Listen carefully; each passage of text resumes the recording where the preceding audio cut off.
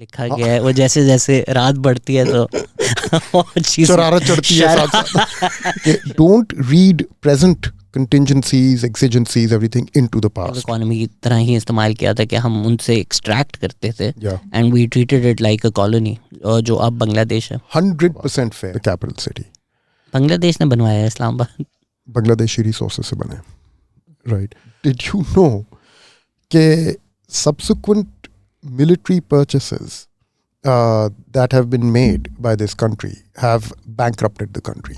मुझे अब डिटेल्स नहीं पता ऑब्वियसली, क्योंकि मैं उस मार्केट में, हमारे पास थे नहीं पैसे। आई थिंक मैं और आप तो उस मार्केट में विंडो शॉपिंग भी नहीं करते। गुजारा हो जाता।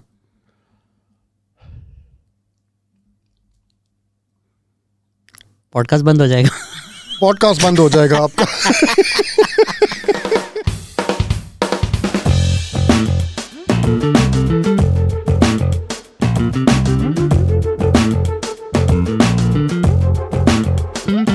हेलो अस्सलाम वालेकुम, welcome to another episode of the Pakistan experience. आज हम पास्ट में जा रहे हैं सन पाकिस्तान ब्रॉडकास्टिंग सर्विस सन 1947। माहिर मशरियात खुर्रम हुसैन बर्रे सगीर का एक बड़ा नाम हमारे साथ आया है। कैसे हैं सर आप? मैं बिल्कुल ठीक ठाक हूँ। माहिर मशरियात वो हैं, माहिर मंशियात मैं हूँ।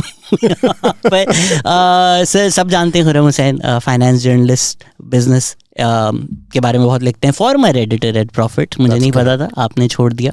पहले ये पूछ लेते हैं। I wanted to focus on my own work. अभी तक I write for them. I'm still connected with the team. I love the people there.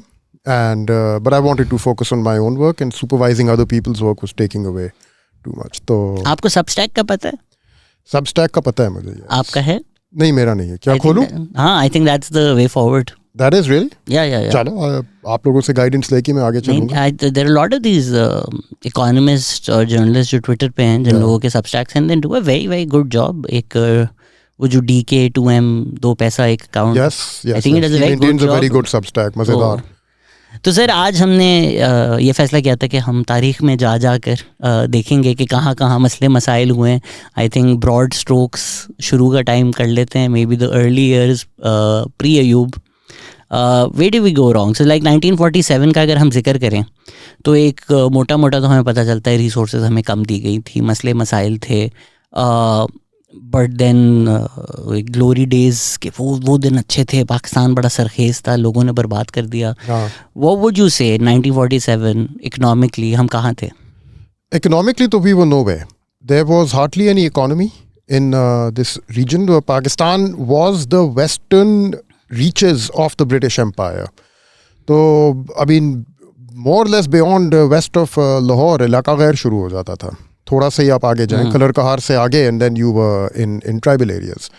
And in fact the first uprising that happened against British rule from the tribal areas late 19th century में 1870s के बाद there were waves of them. It was triggered by the British trying to claim control of the salt mines in Kalar Kahar, but those salt mines were the livelihood of the tribal people in the areas we now call the tribal areas. तो उन्होंने resist किया था इस चीज़ को। वो शुरुआत उसकी वहाँ से हुई थी। वो अपने लाइवलीहुड्स को प्रोटेक्ट करना चाह रहे थे। ब्रिटिश जो थे वो यहाँ पे एक मॉडर्न इकोनॉमी का वो लाना चाह रहे थे कि सॉल्ट को की ट्रेड जो है हिंदुस्तान में जो बहुत बड़ी होती थी उसको कंट्रोल करना चाह रहे थे। एंड वहाँ पे तो it was actually an economic clash that began, और उसकी वजह से काफ़ी डेफिनेशन जो फिर यहाँ ब्रिटिश एम्पायर को की जो टेक्नोलॉजीज ऑफ रूल थी उसके बाद फॉर्म हुई थी। बट इकोनॉमी तो यहाँ कोई ख़ास इवन 1947 तक इतनी ज़्यादा नहीं होती थी। हमें ये एक मिसकंसेप्शन है यहाँ पे कि अंग्रेज़ ने सारा हमारा इरिगेशन सिस्टम बनाया। That's not true. The majority जो आजकल हमारा इरिगेशन सिस्टम है वो तो अमेरिकन्स ने बनाया आफ्टर 1947 इंडस वाटर ट्रीटी के अंडर। आप अब इरिगेशन सिस्टम का साइज़ कैसे मेजर करेंगे? By the amount of water it can command, by the number of kilometres of acreage it brings under cultivation. जिस तरीके से आप उसका वो करें, pretty much in all ways जो अमेरिकन्स ने इंफ्रास्ट्रक्चर बनाया था that actually had a much bigger impact than what the British built. तो I mean in a sense एक ब्रिटिश एम्पायर का वेस्टर्न पोर्शन जो खुद भी इंटरनली कोहेरेंट नहीं था. आप देखें west of the Indus river there was no real unified state as such. आपका खान ऑफ कलात था, आपका ये क्या कालाबाग में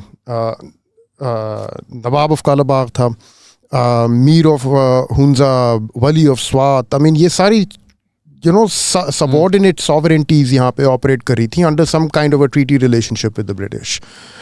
तो स्टेट स्ट्रक्चर भी जो अंग्रेज़ों का था वो आके यहाँ पे टूट जाता था, and it worked through intermediaries. Economy जो थी वो it was a hodgepodge mixture of local subsistence economies, tribal pastoral economies connected in some way through networks of trade with the colonial British economy. तो और थोड़ा बहुत जो agriculture था it was basically for military purposes, so for purposes of military settlement. Punjab में जो कनाल colonies बनी थी उनका बेसिक फंक्शन यही था कि जो फौजी लोग ब्रिटिश इंडियन आर्मी के लिए लड़े हैं उनको लड़ाई के बाद और रिटायरमेंट के बाद ज़मीन वहाँ मिलेगी. तो अभी भी जो अभी चल रहा है वही है. तो आप देखें ना इसकी लिनिएज है ना, 100 साल पहले से एक जो पैटर्न चला है, इनफैक्ट 150 साल पहले से 1858 के बाद से ये शुरू हुई हैं चीज़ें. और वर्ल्ड वॉर 1 और वर्ल्ड वॉर 2 के बाद तो फिर बेतहाशा ज़मीनें मिली उनको, बहुत ज़्यादा वो फौजी सप्लाई किए गए थे हम पंजाब से. बड़े इजीली अपने हर मसले को बोलते हैं कि इंडिया इसकी गलती था, और हिस्ट्री में भी हमें सिखाया जाता है. कोई फेयर है ये बात कि रिसोर्सेज हमारी रोक दी गई थी, एंड हम कभी कभी विलनाइज भी करते हैं, but Gandhi was the one who went on hunger strike and said जो इनकी रहती हैं वो इनको वापस दें. तो Gandhi should essentially be a hero for Pakistan as well, but ये बात भी बजाय कहना कि we didn't get our fair share. नहीं, फेयर शेयर तो बिल्कुल नहीं मिला. और at the same time Pakistan के पास वो इंस्टीट्यूशंस थी नहीं. There was no central bank यहाँ पे. तो स्टेट बैंक भी जब बना है वो भी एक बड़ी हिस्ट्री है, उसकी एक हिस्ट्री लिखी गई है. डॉक्टर अशरफ जंजुआ साहब हैं, वेनरेबल इकोनॉमिस्ट, और बड़ी ज़बरदस्त किताब है उनकी, history of the state bank of Pakistan. It doesn't sound like an inspiring title, right? Not exactly bed time reading. 3 volumes हैं मोटी मोटी, बट उनको आप पढ़ना शुरू करें तो स्पेशली जो अर्ली ईयर्स हैं जब बनाया जा रहा था स्टेट बैंक को, वो और 90s के जो ईयर्स हैं जब opening up of the economy हो रही थी, ये बड़े क्रिटिकल डेकेड्स हैं. But one thing comes out clearly. I mean, there was nothing here, and to build a state bank from scratch, उसमें जाहिद हुसैन साहब थे, उनका बहुत बड़ा हाथ था. And then similarly, industrialization को किस तरह से यहाँ पे kick start किया जाए, because there was no industrial base. I mean, the inheritance was absolutely in every sense, okay, in the material sense, okay, there was no economy, there were no institutions and technologies of rule in this area. There were very, very limited or shallow vehicles for mobilizing political participation. तो political parties जो थी, मुस्लिम league जो थी, उसकी तो सारी roots UP में थी. यहाँ पे तो आपकी यूनियनिस्ट पार्टी थी एक. उसके अलावा there were alliances with these potentates who ruled on the west of the Indus River.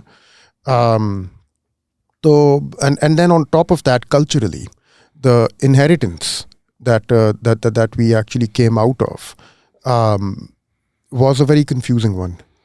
Pakistan शुरू से डे 1 से confusion का शिकार था. बट जो आप you hit the nail on the head कि जो हमारे हुक्मरान थे उनकी कॉन्स्टिट्यूंसीज कहीं और थे, उनका कल्चर कहीं और था, and what they should have done is maybe also celebrated the culture where they were coming from. But वो जो एक आइडिया था कि नहीं अब ये लोकल कल्चर जो हैं ये बुरे हैं, अब हम पंजाबी नहीं, अब हम उर्दू बोलेंगे, अब हम बंगाली नहीं, अब हम उर्दू बोलेंगे, अब आपका जो स्क्रिप्ट है वो बदल जाएगा. वो वायलेंस से वो चीज़ करना, एक नेशनलाइजेशन प्रोजेक्ट. और आपको तो पता है ट्विटर पे मुझे बहुत पसंद करते हैं लोग, तो इस बात पे मुझे बहुत ज़्यादा बुरा भला समझा जाता है या सिंधी सुप्रीमेसिज्म भी कहा जाता है, लेकिन उर्दू का भी एक नेशनलाइजेशन प्रोजेक्ट था. बिल्कुल था, बिल्कुल था. और ये एक कॉलोनियल मेंटालिटी वो लोग लेके आए थे. बिल्कुल. तो ये कॉलोनाइजर्स की होती थी एक मेंटालिटी कि जो भी अब आप आए हैं लोकल कल्चर, आप उसको इस नज़र से देखें जैसे ये आपके हाथ में खिलौना है और आपने फैसला करना है कि अच्छा ये लेगो की चीज़ बनी हुई है, इसको तोड़ के इस शक्ल में हमें पसंद नहीं आई, इसको इस शक्ल में हम लोग रिप्रोड्यूस कर देते हैं. तो वो वही वाली मेंटालिटी यहाँ लेके आए हैं. और इधर आकर उन्होंने कहा कि अच्छा ठीक है, अब आप सिंधी नहीं हैं, आप बलोच नहीं हैं, आप पंजाबी नहीं हैं, आप सराइकी नहीं हैं, अब आप सब पाकिस्तानी हैं सिर्फ. और भाई आइडेंटिटीज़ इस तरह ओवरनाइट नहीं चेंज होती, और चेंज करें भी क्यों, आप पहले बताएं टू द पीपल के उनको why should they. Right, but the colonizers used to do this. They used to impose identities. They used to try and work with sometimes, but also other times find themselves at odds with local identities. And that same mentality they tried to apply over here, and with disastrous results. It's a much longer discussion, but interestingly, these hard entrenched Muslim and Hindu identities are also due to the colonizers. उन्होंने आकर लिखना शुरू किया कि मुस्लिम ये होता है. लोगों के बिलीव्स तो थे, जाहिर बात है. पीपल्स हिस्ट्री में अगर हम पढ़ें तो इंटरेस्टिंगली लोग बोलते थे कि हाँ मैं मुसलमान हूँ और मैं हिंदू हूँ. बोला कि दोनों कैसे हो सकते थे, मैं दोनों. तो लोगों के इतने हार्ड इंट्रेंस्ड आइडियाज नहीं थे उसके बारे में. वापस फेमसली गालिब को खुद कहते थे ये जो आपने बात की है. He has been quoted several times having said exactly that. और कभी कभार शरारत में भी कहते थे, क्योंकि इसमें है आधी शरारत भी थी इसमें, और आधी बात सीरियस थी. अब यही तो सारा मजा था. वो डिपेंड करता है रात के किस लम्हे लिखा गया है. वो जैसे जैसे रात बढ़ती है तो शरारत चढ़ती है, शरारतें चढ़ती रहती हैं. सर हुसैन हक्कानी की मुझे बड़ी अच्छी बात लगी थी. उन्होंने लिखा था कि जब अमेरिकन एड देने गया दोनों मुल्कों के पास, तो नेहरू को उन्होंने बोला क्या चाहिए, उन्होंने बोला IIT बना दो. पाकिस्तान को बोला क्या चाहिए, उन्होंने बोला मिलिट्री एड दे दो. And both countries got what they wanted. So fair statement. Yes, fair statement. Clearly there's some context as well at play. I think Pakistan निहायत ही बहुत ही बड़ी confusion के माहौल में पैदा हुआ था. पाकिस्तान मूवमेंट itself confusion का शिकार थी. अभी तक लोग डिबेट कर रहे हैं ना कि जिन्ना साहब को चाहिए क्या था असली में. उसकी वजह ये है कि if you actually look carefully at his actions and you look eight कहाँ पे उन्होंने कौन कौन से कॉम्प्रोमाइजेस कट कर रहे थे, एक चीज़ वो जाहिर होती है उनको खुद नहीं पता था एज सच कि एग्जैक्टली उनको चाहिए क्या चीज़. क्या वो पाकिस्तान की डिमांड सिर्फ as a bargaining chip use कर रहे थे या व्हाट नो. बट एनीवेज उस कन्फ्यूजन से निकलते हुए जब ये मुल्क पैदा हुए, तो national security was the sort of clearest lens through which to see the world and to see everything, number one. Number two, the military was the one institution that was sort of top to bottom more intact than any of the others. Of course, उसको भी तोड़ के British Indian Army से यहाँ पे assemble किया गया था, but nevertheless, जैसे मैंने जिक्र किया कि स्टेट बैंक तो था ही नहीं इधर, बाकी civilian institutions of rule तो थी नहीं. पहली पार्लियामेंट ने जब मीट करना था उनको प्रेमिसेस नहीं थे उनके पास कि मीट करेंगे कहाँ हम लोग. तो in a sense, yes, it's a fair statement, but it is to be expected कि उस माहौल में जब आपसे पूछा जाएगा आपको चाहिए क्या, तो एक इंस्टीट्यूशन है आपकी, एक इदारा है जो इंटैक्ट है, जो फंक्शनल है, जिसके पास क्लैरिटी ऑफ माइंड है, जिसको पता है कि एग्जैक्टली उनकी रिक्वायरमेंट्स क्या हों, और जो अपनी वॉइस को आर्टिकुलेट क्लियरली कर सकती है कि वही बोलेगी और कहेगी यार हमें तो इस चीज़ की ज़रूरत है. बाकी सब एक दूसरे को देख रहे होंगे कि यार हमें खुद नहीं पता हमें क्या चाहिए, हमें तो ये नहीं पता हम आ कहाँ गए हैं. And to be fair to them, अब कुछ लोग कहें परसीव्ड था या एक्चुअल था, उसमें नहीं पड़ते, बट एक एग्जिस्टेंशियल क्राइसिस तो था. उनको ये फील था कि पाकिस्तान शायद एग्जिस्ट ही ना करे, तो हमें अपने आप को, हमारे बॉर्डर्स को फिजिकली सिक्योर करना, एंड देन इंटरनल अपराइजिंग्स भी हो रही थी, इनेक्स भी करना पड़ रहा था. So maybe if we were in that cabinet, हम भी शायद यही डिसीजन लेते. I think whenever looking at the past, आज बैठ के जब पास्ट में देखते हैं ना, तो हिस्टोरियंस जो हमें एक चीज़ का वार्न करते हैं कि don't read present contingencies, exigencies, everything into the past. तो जो चीज़ें आपको आज आप महसूस कर रहे हैं या जो आपके माइंड में हैं, नेसेसरली वो चीज़ें पास्ट में, it's called reading the present into the past. तो it's better to try and understand the past on its own terms कि उस ज़माने में जो लोग थे उनको क्या नज़र आ रहा था, वो किस कॉन्टेक्स्ट में ऑपरेट कर रहे थे, क्या प्रेशर्स थे, क्या पुशेस एंड पुल्स थी जिसमें. तो this is actually very big thing because the relationship between the present and the past is a very tens one, which is why history keeps getting rewritten, because the present keeps changing and everyone keeps looking back at the past with a fresh set of eyes and seeing different things in it. So ab Hussain Haqqani Saab was writing at a time when there was a transition taking place between from military to civilian rule, when the military's overlordship of the Pakistani society, the Pakistani state, the economy was a big topic within the country and internationally everywhere. You know, उस ज़माने में बहुत और भी books लिखी जा रही थी पाकिस्तान पे और ये चीज़ नोटिस की जा रही थी उन सब में. तो I get the feeling sometimes कि in that book जिसकी आप बात कर रहे हैं Magnificent Delusions से कि he read the present into the past and saw in the past those things that you can point to and say that this is where everything began. But if you don't do that, if you take yourself out of the present, put yourself in the past, look at the times through the eyes of the contemporaries themselves, तो picture थोड़ी change हो जाती है. Which is why what he's saying is correct, but at the same time, I think it's worth being careful with. जो आप बात कर रहे थे कि हमें चीज़ें भी नहीं थी हमारे पास, then we also lost the leadership. Obviously Nehru ने अपना, अब इंडिया में जो भी वो डिबेट हो रही है, लेकिन for decades Nehru laid down the ground works and said ये होगा. उसमें स्पेसिफिकली पूछ लेते हैं बिकॉज मैग्निफिसेंट डिलूजन्स का आपने जिक्र किया, नॉन एलाइड होना उनका प्रॉब्ली हेल्प देम, एंड हमारा इतना हेविली एलाई होना अमेरिका के साथ, डू यू फील लाइक उस वक्त की हमारी मजबूरी थी, हमारी इकॉनमी उसके बगैर सर्वाइव नहीं कर सकती थी? क्योंकि इवन जब फैमिन और फ्लड्स आए थे अमेरिका के बगैर, we would have literally so many would have died hungry. उस वक्त देयर वाज, पाकिस्तान के लिए और कोई चारा था नहीं. ठीक है, it was like a drowning child and reaching out wherever it could in desperation कि कहीं पे कोई solid चीज़ मिल जाए जिसको हम लोग पकड़ सकें. तो उस टाइम की जो पाकिस्तान के रूलर्स की जो actions थी वो driven by this absolute sheer desperation to survive. They didn't have the reserves, they didn't have any of the requirements to safeguard their own territory जो उनको मिल गई थी. And mind you, उनकी जो inheritance थी उस टाइम पे, बॉर्डर्स भी अभी आपके नहीं बने थे ईस्ट एंड वेस्ट. एक तो लाइन ऑफ कंट्रोल ऊपर से जो वेस्ट पे जो ड्यूरैंड लाइन है, these were like highly indeterminate very contested lines, और उसको वो छोड़ के चले गए थे. The Balochistan question was left lingering with the Khan of Kalat was saying मुझे तो नेपाल वाली ट्रीटमेंट चाहिए, एंड द रूलर सेइंग हमें तो ऐसी कोई बात नहीं बताई गई आपके बारे में. And just an interesting anecdote here, मुझे भी रिसेंटली पता चला कि 1965 तक फ्री मूवमेंट थी. आप पाकिस्तान इंडिया चल के आ सकते थे, कोई बॉर्डर कोई इस तरह का वो वीज़ा भी नहीं चाहिए था. Absolutely. I used to tell my students when I used to teach this stuff कि पार्टीशन एक नहीं हुई है इंडियन सब कॉन्टिनेंट की, पार्टीशंस 3 हुई हैं एक्चुअली. 1947 में तो टेरिटोरियल पार्टीशन हुई थी सिर्फ, फिर उसके बाद वाटर्स की पार्टीशन अलग हुई है इंडस वाटर ट्रीटी में, which is as big a deal as territorial partition. उसमें आप देखें जो रिवर्स दिए गए इंडिया को, उनकी कॉम्पनसेशन जो मिली पाकिस्तान को, जिसके तहत मंगला डैम, तरबेला डैम बने, द हाइड्रोलॉजिकल वर्क्स, जिसकी बुनियाद पे पाकिस्तान ने अपनी फूड सेल्फ सफिशेंसी कमाई है. This was not a minor thing. Pakistan was among many other things dependent for its food supplies on India at that time when it was born. और फिर 1965 में एक और पार्टीशन हुई है विच इज़ द इकोनॉमी. अब पाकिस्तान के सारा food use to come from India until free movement थी, and onions, tomatoes, everything. Agriculturally we were totally dependent for food imports from India. If you look at wheat production in 1947 से लेके 55 तक decade, you'll find के we were able to meet less than half भी क्या, less than a third of our total wheat requirements from our own supplies.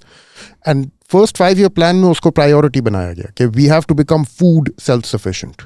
तो पहली priority थी कि नेशनल सिक्योरिटी को सेफगार्ड करने के लिए जो हार्डवेयर हमें चाहिए, जो फॉरेन एक्सचेंज रिजर्व्स हमें चाहिए to be able to interact with the outside world. 55 तक आके उन्होंने इतने सेटल कर दिया था food security. We do not want to be dependent on India for food supplies. That was a 15-year long effort. 1970 was the first year when Pakistan did not import any grain. No wheat was imported. Then 71 में again थोड़े हुए, 72 में नहीं हुए, 73 में थोड़े हुए, 74, 76, 77 तक पहुंच के we attained self-sufficiency in essential grains for us. That was a huge accomplishment that took decades of a push behind it. And of course, all achieved with the help of the Americans. Something we tend to forget. Okay, it's the Mangla Dam and Tarbela Dam, and then all the other agricultural schemes that were built downstream of these projects. It was not just के 2 dams बनाए थे उन्होंने, उसके साथ उसका associated power infrastructure and then downstream bringing acreage under cultivation. और उसके साथ साथ agricultural pricing regime को बनाना. All this was happening in the second and third 5-year plans over here. तो ये सारा कुछ बनाया गया था, and as a result we attained food self-sufficiency that has lasted us to this day. Now, in our time only, in the past few years, we are entering a situation where we have to import food. But even there, the import requirements are nowhere near what they were in the 50s. It's just to top up. और अगर वो leakages हम रोक सकें जो अफगानिस्तान जा रहे हैं, स्मगल हो रहे हैं यहाँ से आपका फूड क्रॉप, तो देन चांसेस आर कि जो आपकी इंपोर्ट रिक्वायरमेंट्स अब खुल रही हैं वो काफ़ी हद तक वो भी कम हो जाएंगी.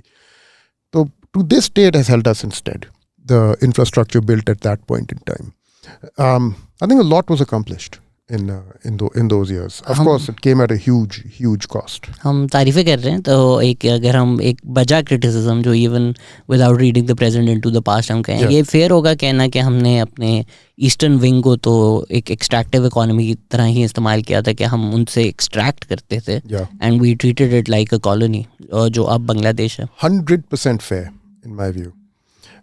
First of all, not only do the economics bear it out, but culturally the way the government servants from East Pakistan were treated when they tried to raise this question in legitimate forums that were designed to debate these kind of questions. तो state of Pakistan भी जब बनाई जा रही थी उसके अंदर ये forums create किए गए थे to raise questions. Pakistan was envisioned as a federation always. Yes. 1935 law में ये यूनिटरी स्टेट, तो फिर बाद में जो हम बात कर रहे थे ना कि चीज़ें इम्पोज की जा रही थी, ये भी एक इम्पोजिशन ही थी. हमने इनफैक्ट पाकिस्तान रेजोल्यूशन जो ओरिजिनली लाहौर रेजोल्यूशन था जिसमें इंडिपेंडेंट कॉन्स्टिट्यूएंट स्टेट्स था, हमने बाद में वो एसपी हटा दिया, स्टेट से स्टेट कर दिया था. तो एक गो में पूरी कंसेप्शन चेंज हो गई. But I mean this was, I mean obviously the people imposing this unitary nature, General Ayub Khan and his ilk were officers we trained in the British Indian Army. ये तो बाद में आके फिर independent बने, तो माइंडसेट तो उनका वहाँ बना था. तो वो भी कि जिस सोसाइटी को आप रूल कर रहे हैं उसको आप एज अ राज देखें, एंड देन उसको आप ऐसे समझें जैसे ये आपके हाथ में प्लास्टिसीन है, एक शेप में नहीं पसंद आया उसको मड़ोड़ के दूसरी शेप दे दो. ये कॉलोनियल मेंटालिटी थी. And they were applying this mentality on the society that they were ruling. So, one of an absolutely heartbreaking, I mean, I shouldn't say heartbreaking, that becomes an emotional judgment, but एक famous episode है, which I'm sure you're aware of, third 5-year plan जब fourth 5-year plan जब बन रहा था, तो first, second और third 5-year plans के दौरान जो ईस्ट पाकिस्तानी इकोनॉमिस्ट्स थे प्लानिंग कमीशन में, जो who were part of the East Pakistani planning commission, उन्होंने ऑब्जेक्शंस रेज की थी. और the term they used to use was कि आप हमारे ऊपर फोर्स्ड सेविंग्स इम्पोज कर रहे हैं. द आइडिया बीइंग कि you impose forced savings on one population and those savings are then used to create or are then invested in another province in order to build infrastructure over there. And the fourth 5-year plan tak aake, because they were not being listened to, they separated out and they said, bhai hum log is plan ke himayat nahi karte. और हम लोग, this was by the way somewhere around 1970 जब ये fourth 5-year plan finalize हो रहा था. तो और वो अलग हो गए. उन्होंने कहा कि हम एक अलग इंट्रोडक्शन लिखेंगे इस प्लान के लिए, और उन्होंने एक सेपरेट चैप्टर लिखा. तो हर 5-year प्लान के शुरू में एक इंट्रोडक्शन होती थी. तो उस फोर्थ 5-year प्लान में 2 इंट्रोडक्शंस हैं. एक वेस्ट पाकिस्तानी इकोनॉमिस्ट ने लिखी है, एक ईस्ट पाकिस्तानी. और ईस्ट पाकिस्तानी जो है उन्होंने उसमें फिर बैठ के पूरी अपनी हिस्ट्री उसमें नरेट की है कि हमें ये जो हमारे कंसर्न्स हैं regarding the distribution of the fruits of this growth that is happening around the country, उनको हमने रेज किया है in the following forums on the following dates. पूरी लिस्ट बनाते हैं. वो 1955 से शुरू होती है वो list, and it comes all the way down. They narrate at one point in 1965 during a radio broadcast when the chief economist of the Planning Commission referred to all of these people as गद्दार्स. जिसे कि हमें पहले तो ignore किया जाता था, फिर हमारे ख़िलाफ़ उन्होंने अपनी स्कॉलरशिप निकाल के हमें रिबट करने की कोशिश की. And when they couldn't do that either, when it was pretty obvious कि what is happening in terms of the disparity in the access to the state's resources between East and West Wing, तो फिर ये national security की language हमारे ख़िलाफ़ use करनी शुरू कर दी. और 1964 में रेडियो पाकिस्तान के ब्रॉडकास्ट के दौरान चीफ इकोनॉमिस्ट प्लानिंग कमीशन ने हमें, या deputy chairman, I forget, it's one of those two, but उनका अपना कॉलीग, उनका अपना सीनियर रेडियो पे जाके, और Radio Pakistan back then was most people's access to mass media. तो और उनको गद्दार कहा गया, रॉ एजेंट्स कहा गया. माइंड यू ये वही दिन थे जब फातिमा जिन्ना को भी गद्दार कह दिया गया था, right, talking about a colonial mentality. तो एंड दीज आर इकोनॉमिस्ट्स यार, आई मीन ये इकोनोमेट्रिक इक्वेशंस लिख रहे हैं, आपको savings rates, investment rate of investment, इन चीज़ों की बातें कर रहे हैं, उनको आप रॉ एजेंट, उनको आप गद्दार कह रहे हैं.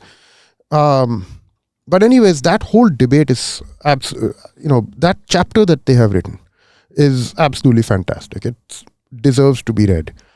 अब उसमें when you go to the library and you check out the 4th 5-year plan, और आप उसको खोल के देखेंगे, you will notice that that chapter is most likely not going to be there.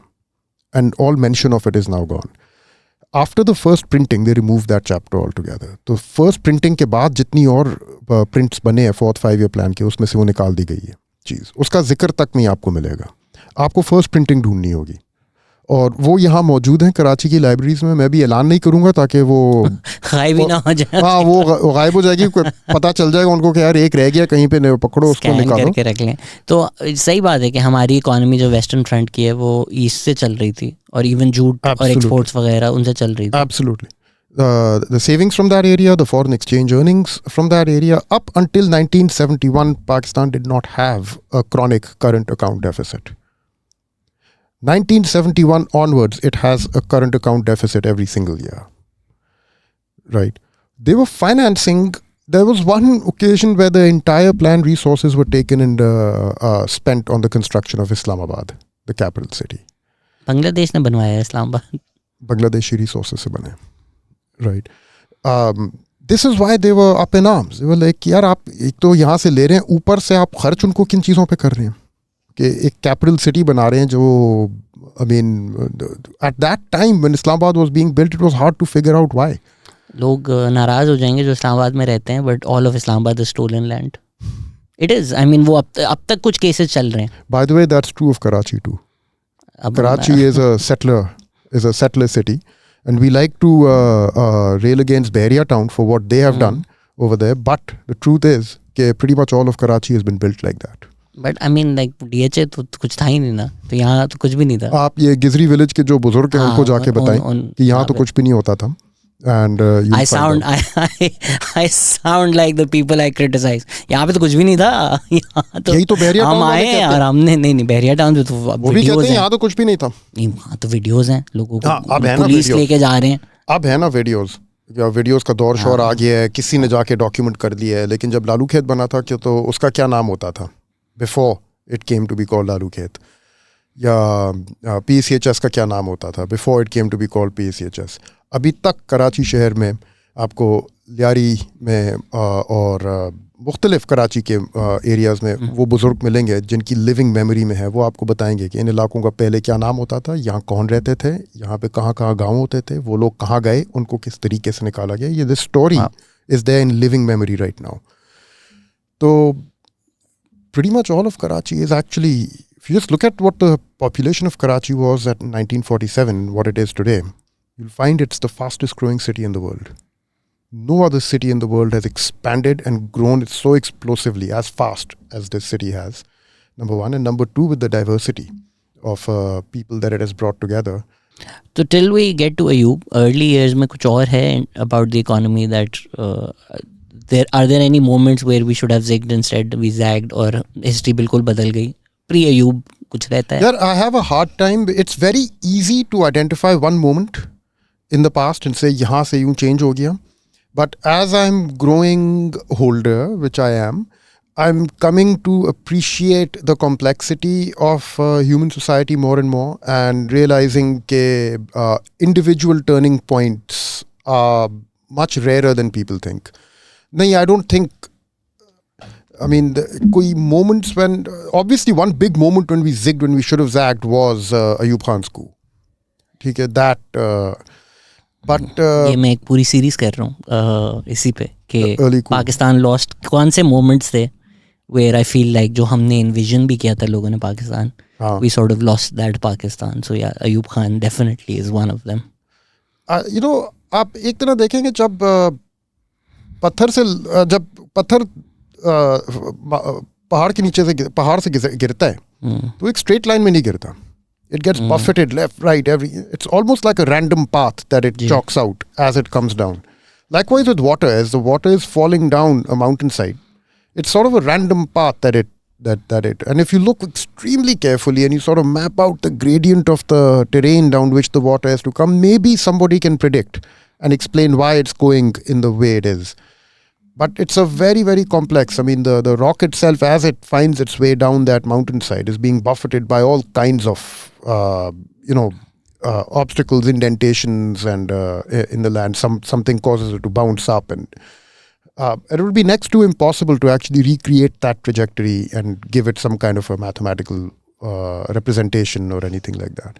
Human history is something similar.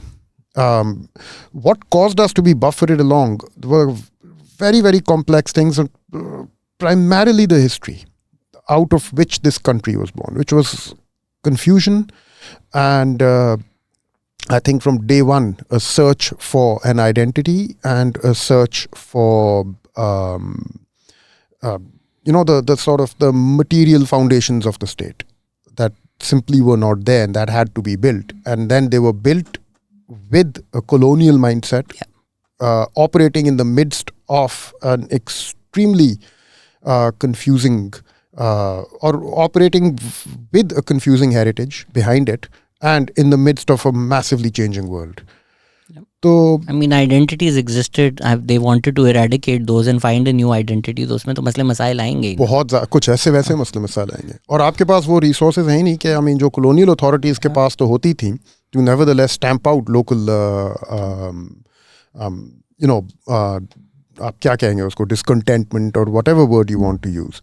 यहाँ तो उनके पास वो रिसोर्सेज ही नहीं. हमारी आइडेंटिटी क्राइसिस वो है, वो जो बच्चे नहीं होते उनको आप खिलौना देते हैं, वो फेंक देते हैं, देन रोना शुरू हो जाते हैं, मुझे खिलौना चाहिए. Like we just give it you threw it away. So we had an identity, we threw it away and then like हमारी तो आइडेंटिटी क्राइसिस है. अभी भाई तो जो हैं उनको मानो ना.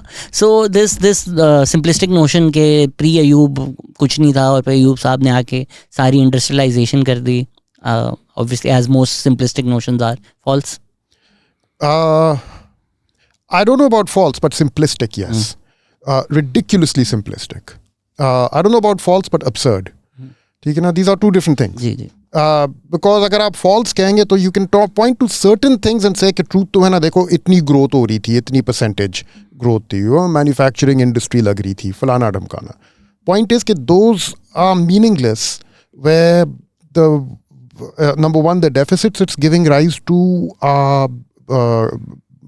growing faster than the economy itself, number one. Number two, the discontentment and the disparities it is creating are growing faster than the prosperity that it is delivering. So, it's absurd, simplistic, it's ridiculous to evaluate an economy on the basis of 1 or 2 indicators and say कि तब तो इतनी growth होती थी, आज इतनी. और ये जो हमारे अंकल तबका एक है, आपके भी और मेरे भी बुजुर्ग, उनकी tendency to lionize Ayub Khan's era as some golden era of growth. तो उनके फायदे हो रहे थे ना, या तो उनके फायदे हो रहे थे या उनके इर्द गिर्द लोगों के पता नहीं क्या है यार, वो जो एक ग्रिप उनके माइंड में है. It's our elite sir. जिस तरह मुशर्रफ की तारीफ़ें होती हैं, it's very similar right. The elite were enjoy. आपको मुशर्रफ का एरा क्यों पसंद है यार? It was very nice. आप दुकान जाते थे, आगाज़ you would get like imported cat food. ये स्टैंडर्ड है कि यार जी चॉकलेट्स आ जाते थे दुकानों में, टीवी पे इंडस म्यूजिक, मतलब ये स्टैंडर्ड्स है. मुल्क जल रहा था, हम जंग हो रही थी, कोई मसला. Same with Ayub, the elite got very rich. And आपने जो दो चीज़ें बोली, दूसरी का इम्पोर्टेंट कंपोनेंट बांग्लादेश है. Bangladesh happened because of Ayub.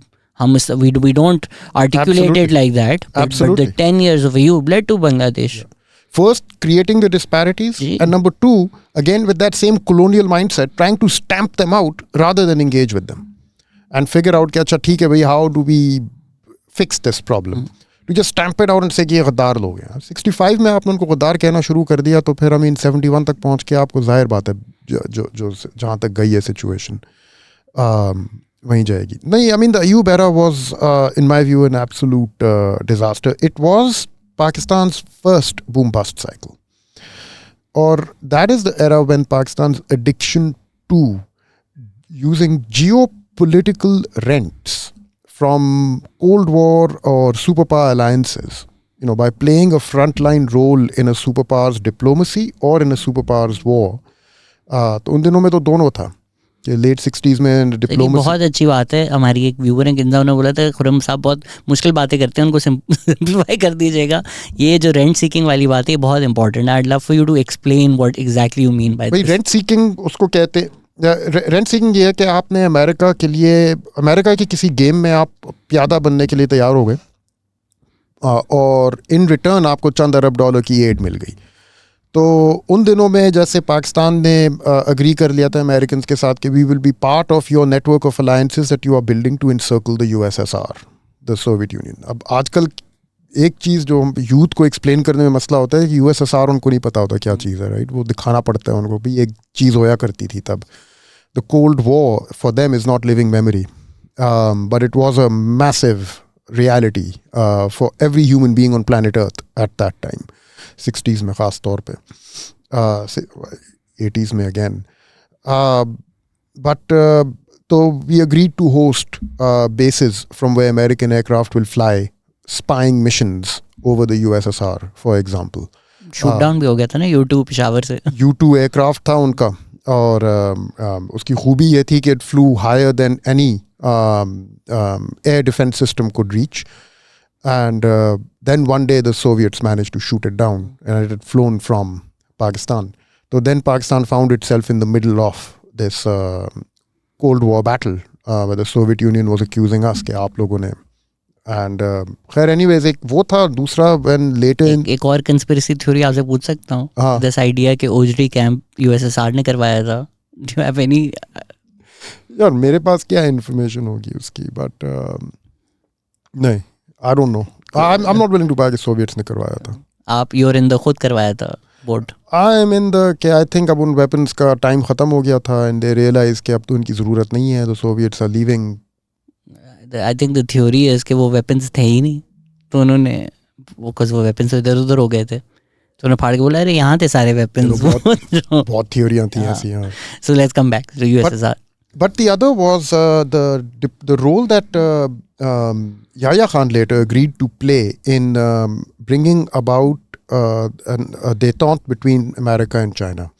And this again, the younger generation, because it's outside of living memory, they don't understand what a massive tectonic shift this was in the geopolitical setup of the world at the time. The communist bloc consisted of the USSR and China. And the president of the United States at that time, until then, they had followed a policy, the United States, that they will treat the communist bloc as a unified thing. It was Richard Nixon who then said, we're going to now differentiate and we will separately reach out to China. We seek an engagement with them. China को बिल्कुल उन्होंने ना diplomatic circle में बाहर रखा हुआ था. Taiwan was recognized as the legitimate government of China until then. It was Nixon who changed this. And उसमें Pakistan played a big role. In fact, a crucial role. Because Pakistan had relations with both China and America. So this was again playing a front-line role in the diplomacy of a superpower. And in return, you got a little bit of aid, few $1 billion here and there. And much of the aid जो हम समझते हैं कि जैसे मुफ्त के पैसे मिल रहे हैं was actually loans. And much of it was military sales that were on commercial terms throughout Pakistan's history. And Shahzad, did you know that subsequent military purchases that have been made by this country have bankrupted the country? Specifically, I'll give you the example. जब पाकिस्तान ने F-104 star fighters खरीदे थे 1960s में, जब उनकी repayments शुरू हुई हैं, तो पाकिस्तान के फॉरेन एक्सचेंज रिजर्व्स इतनी तेज़ी से गिरे हैं कि 1968 में Pakistan applied for its first debt restructuring from the A2 Pakistan consortium. और वहाँ से जवाब उनको ये आया था कि यार आप हमसे डेट रीस्ट्रक्चरिंग ले लेते हैं, एंड इन रिटर्न जो आपको फिर पैसे अवेलेबल हो जाते हैं उसकी वजह से, उससे जाके आप वेपन्स ख़रीद लेते हैं इंस्टेड. तो हमें किसी किस्म की कमिटमेंट चाहिए कि ये नहीं होएगा दोबारा, राइट. यही चीज़ 82 में जब F-16 खरीदे गए, which was the next generation of fighter plane available, same thing happened again. उनकी जब रीपेमेंट्स शुरू हुई हैं, बाय 1985 Pakistan was back at the doorstep of the IMF. Bankrupted the country in order to repay the cost of that purchase. And 85 में जो IMF को approach किया पाकिस्तान ने, 88 में जाके फाइनली वो चीज़ साइन अप की है, 91 तक जाके वो फैसिलिटी ख़त्म हुई है और 91 में एक और पेमेंट कर दी गई for a second batch of F-16s that were never delivered after the payment had been made. And the entire 1990s, the decade of the 1990s, Pakistan spent trying to recover from the foreign exchange shock that was created as a result of that outflow. और वो हम democratically elected governments को गालियाँ देते हैं 90s के era में. इसमें सर अगर इसमें भी वैसे एक पॉइंट ये हम अपने लोगों तो बुरा समझते ही हैं, but don't you think the global financial order is also created to ensure कि डेवलपिंग वर्ल्ड डेवलपिंग ही रहे और डेवलप वर्ल्ड डेवलप्ड ही रहे. तो even deals like this ensure कि ठीक है जी वो हमारे डेट में रहेंगे. Absolutely. In fact, this was not only Pakistan's story. This was a story of many other third world countries at that time. And this is something American creditors, policymakers, everyone was well aware of. Arms sales and purchases by the United States. And in fact, USSR was doing the same thing, bankrupting their third world allies by selling them arms through their arms sales. In fact, वो तो कहीं ज़्यादा कर रहे थे ये चीज़ to a much greater extent. So Syria, for example, was nearly hollowed out as an economy. During the time it was a Soviet ally. And इसकी बड़ी interesting story है, in fact, which I'm hoping to write on. But Syria, Egypt, Mozambique, इन सारे मुल्कों में ये हो रहा था कि they were part of certain Cold War related alliances. They were playing some kind of a role in one or the other superpowers conflict. They were being wooed by the other power. They were trying to sort of find their way through a highly militarized Cold War environment. But the other thing that was common between them was that they were dictatorships where the military ruled the country. And this is why I am inherently and philosophically opposed to the idea of a dictatorship. In modern times, because if you look at it now, through the vast majority of human history, human beings have lived under dictators. Democracy and the idea of a mass franchise is a very recent development. It's not something that extends far back in time. So why is it something that is necessary today? And we can well debate and ask, why is democracy considered the best form of government? And this is one reason why. The modern state is something that cannot be run in any other way other than a democratic way. It cannot be answerable to anybody else other than the mass publics that make it up, because it's a very different animal from pre-modern states. And the experience of dictatorships around the world shows this, demonstrates this. Pakistan being one example, but there are many. Wherever there is a dictatorship, this thing happens.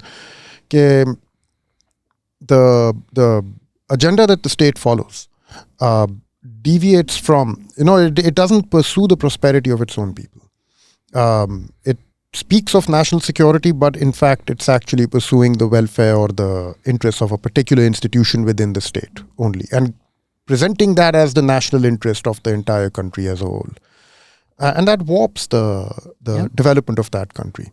I think everywhere where there's जहाँ भी dictatorship रही है वहाँ पे ये वाली warping effect आया है.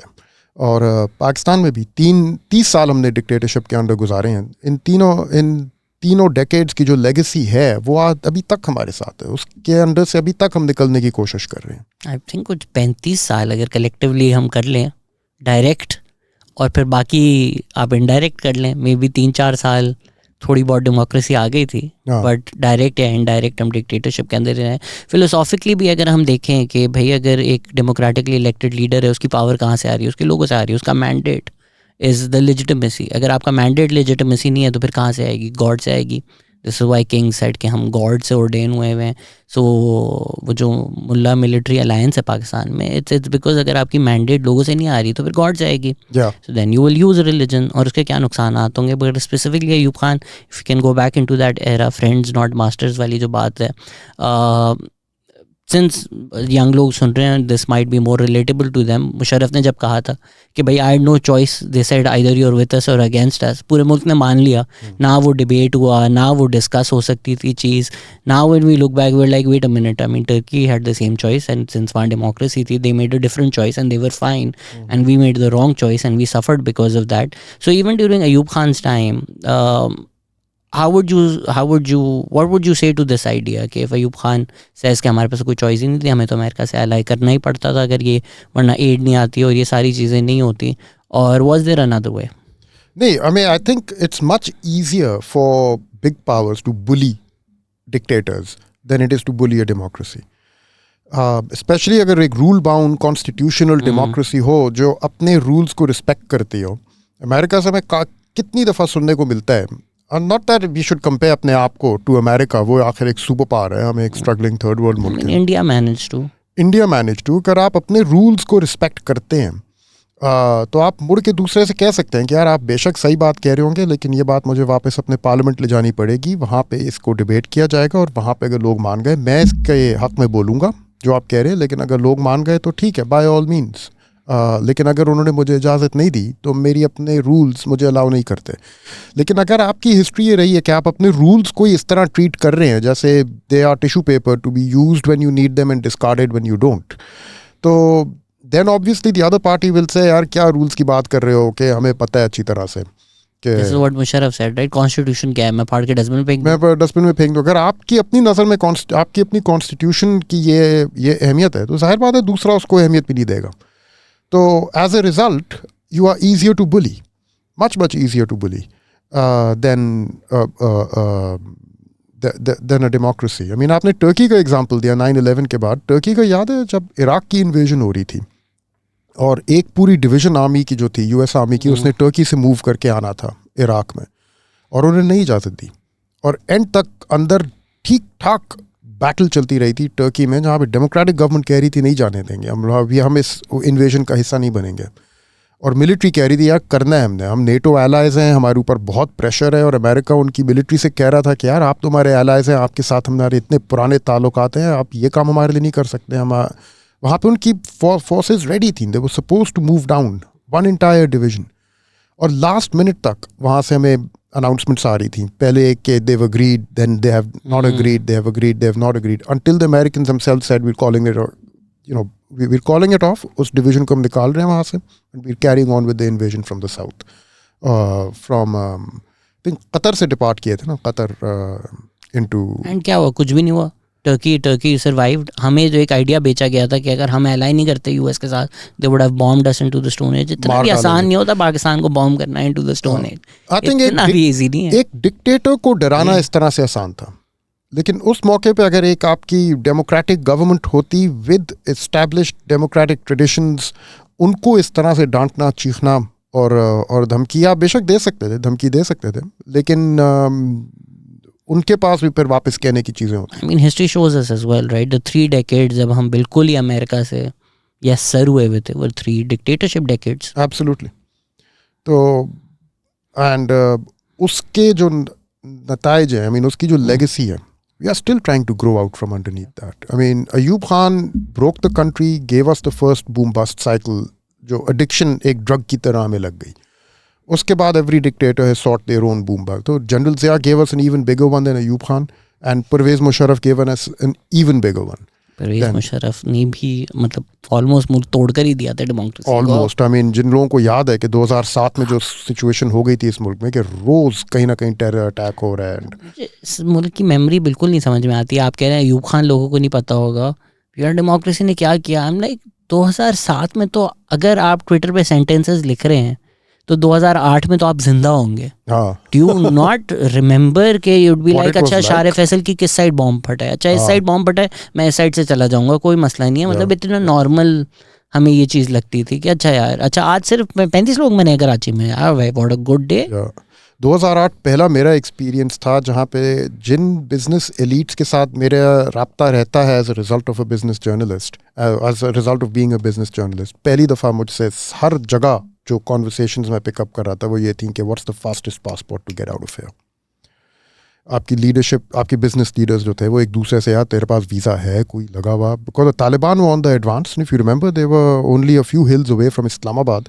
दे had done a flag march on major roads at that point without meeting any resistance. And this is what the people are talking. If you went to restaurants, यहाँ पे cafe flow वगैरह में आप जाएं, you would hear conversations like these happening. कि फलाने के पास तो वीज़ा है, तो उन्होंने तो अभी रिजर्वेशंस का भी पता कर लिया है कि अगर इमीडिएटली हमें भागना पड़े तो किस किस के पास क्या क्या इंतज़ाम मौजूद है.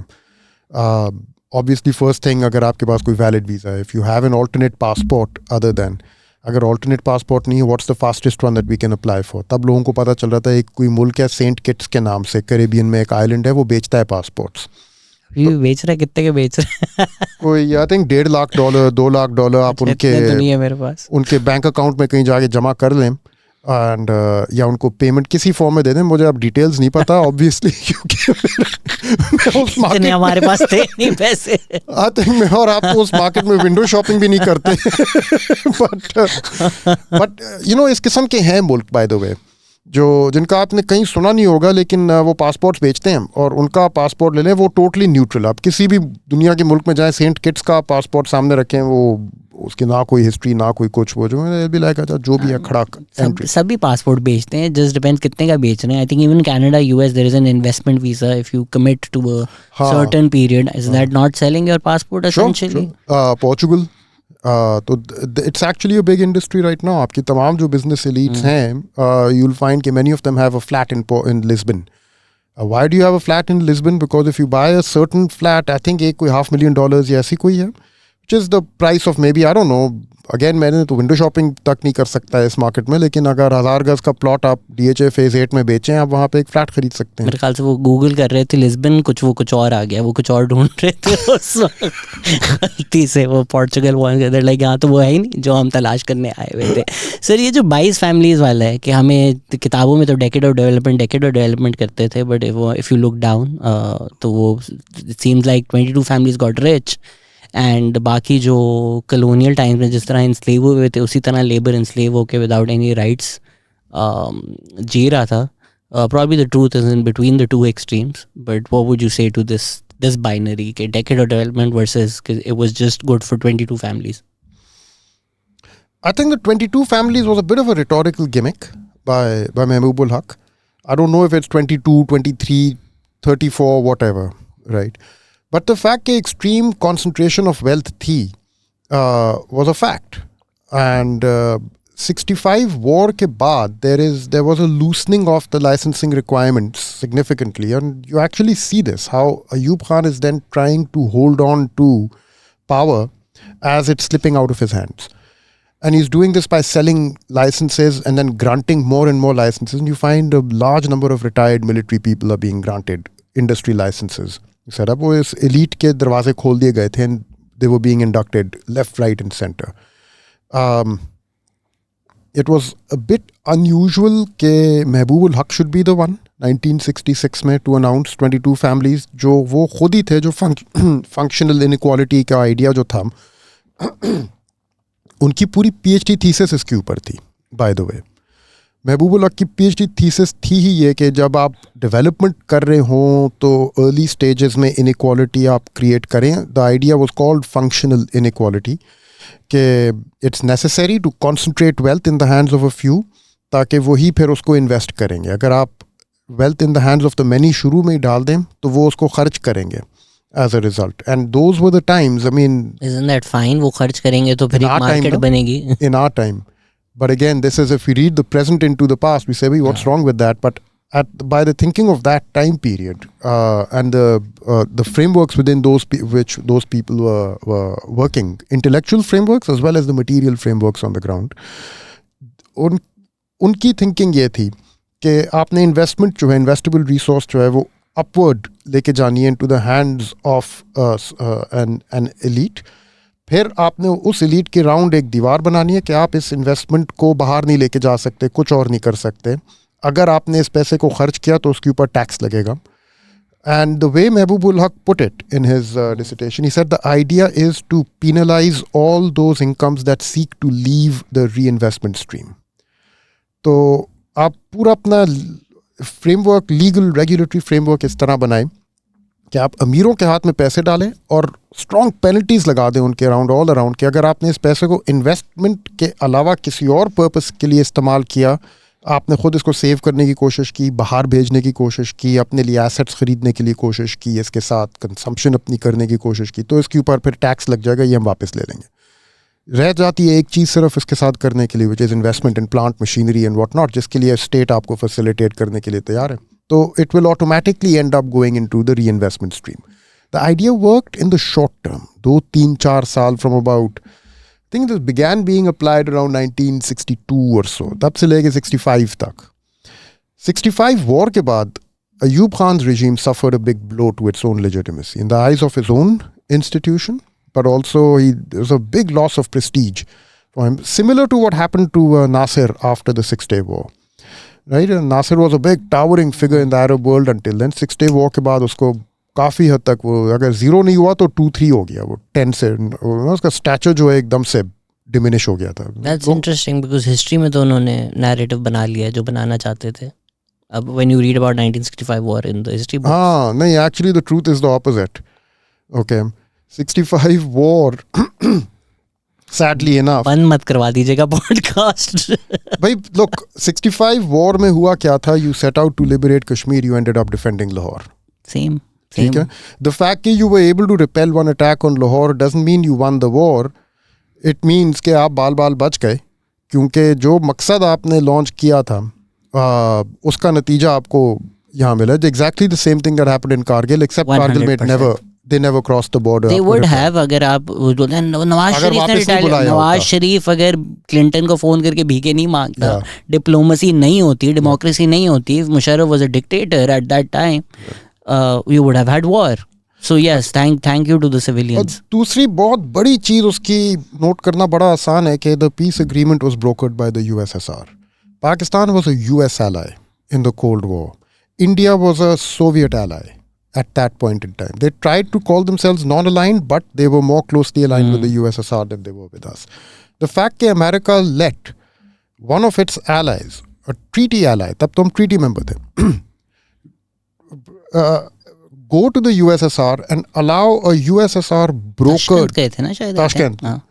तो and allow a USSR brokered peace agreement to be imposed on one of its allies means कि आपको इस लेवल तक उन लोगों ने दरवाजे बंद कर दिए थे कि यार ये जो आपने बोंगी मारी है ना अभी, इसका हमसे कोई, हमारी कोई लेन देन नहीं है, हमारे पास मत आए इसके बारे में। Because they were going to the Americans and saying यार इंडियन से को, वो तो हमने तो कश्मीर में कुछ किया था, वो तो लाहौर पे आ गए, हमारे लाहौर में चढ़ रहे हैं हमारे ऊपर।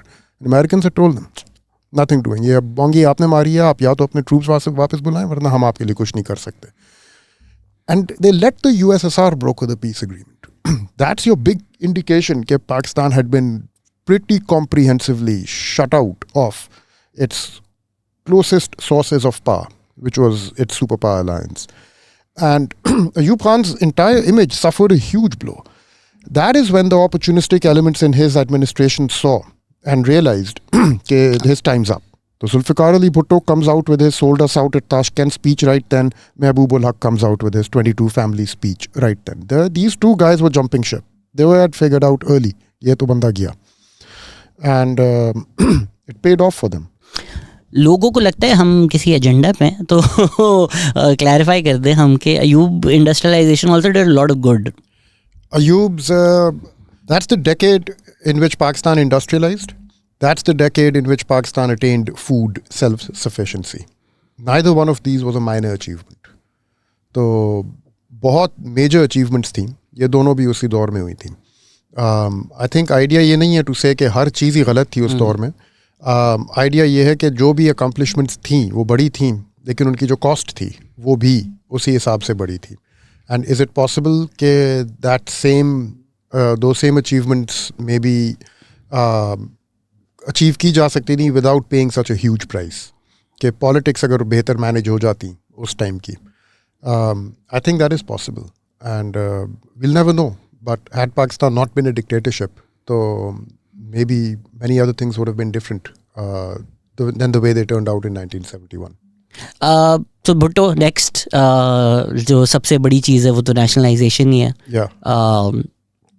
उस पे कैसे आपने अभी कहा कि वो जो उनकी थीसिस थी कि पैसा बाहर ना जाए, नेशनलाइजेशन पे बहुत सारी राय होती हैं, लेकिन अगर मैं आपसे एक स्पेसिफिक सवाल पूछ सकूं, डॉक्टर कैसर बंगाली आए हुए थे एंड उन्होंने एक बड़ी स्टेटमेंट दी, उन्होंने बोला नेशनलाइजेशन सेव पाकिस्तान। मैं भी चौंक गया था कि ये क्या बात कर दी आपने। तो ही सेड कि he can testify and he spoken to those families कि अगर नेशनलाइजेशन नहीं होती तो उन फैमिलीज़ का तो इरादा था पैसे लेके पाकिस्तान छोड़ दें और भाग जाएं यहाँ से। सो अगर नेशनलाइजेशन नहीं होती, so that's what they would have done. What your thoughts generally on nationalization and this specific statement by Dr. Kaisar Bangali? ये बात डॉक्टर मुबशर हसन भी बाय द वे कहते हैं कि उन फैमिलीज़ के लोग खुद आ गए थे अपनी चाबियां पकड़ के, डॉक्टर मुबशर हसन के कहने के मुताबिक, कि भाई हमारी फैक्ट्रियां, ये चाबियां आप लें, हमसे नहीं चल रही। अब जो कंडीशंस पैदा हो गई हैं मुल्क में, दुनिया में, अब हमसे तो नहीं चल रही हैं, अगर आपसे चलती हैं आप चला दें। मुबशर हसन साहब ये कहते हैं कि बैंक वाले आ गए थे उनके पास अपने बैंक्स की चाबियां पकड़ के कि आप ले लें ये बैंक, हमारी तिजोरियां खाली हो चुकी हैं। यार नेशनलाइजेशन पे obviously it turned out very very badly for the country, for the जिन इदारों को नेशनलाइज किया गया। But again it's a matter of reading the past into the present. अब हमें पता है कि एंड पे जाके कहानी बैडली निकली है, तो लेकिन जिन लोगों ने उस मौके पे वो डिसीशंस ली थी और वो फैसले किए थे, एक चीज़ नोट करना बड़ा ज़रूरी है कि यही चीज़ पूरी दुनिया में हो रही थी तब। Global trend, it was a global trend. Not only that, but nationalization under a populist leader who's doing it on the force of their charisma, who's rallying the people around it on the force of their personality. This was a global trend. तो अगर पाकिस्तान में जुल्फ़िकार अली भुट्टो ये कर रहे थे, हिंदुस्तान में इंदिरा गांधी भी यही कर रही थी, इजिप्ट में अनवर सदात भी यही कर रहे थे। और आप तमाम थर्ड वर्ल्ड मुल्कों को देखें, आपको काफ़ियों में, काफ़ी ज़्यादा में एक इस टाइप का लीडर नज़र आएगा जो यही चीज़ कर रहा था। ऑब्वियसली एक मुल्क था चिले, जहाँ पे अयेंदे ने जब ये किया था तो उसको अमेरिकन स्पॉन्सर्ड रिजीम चेंज के ज़रिए हटाया गया और उसकी जगह एक मिलिट्री डिक्टेटरशिप लाई गई। और उन्हीं दिनों में वो एक अलग मुल्क था जो एक ऑपोजिट डायरेक्शन में गया फिर।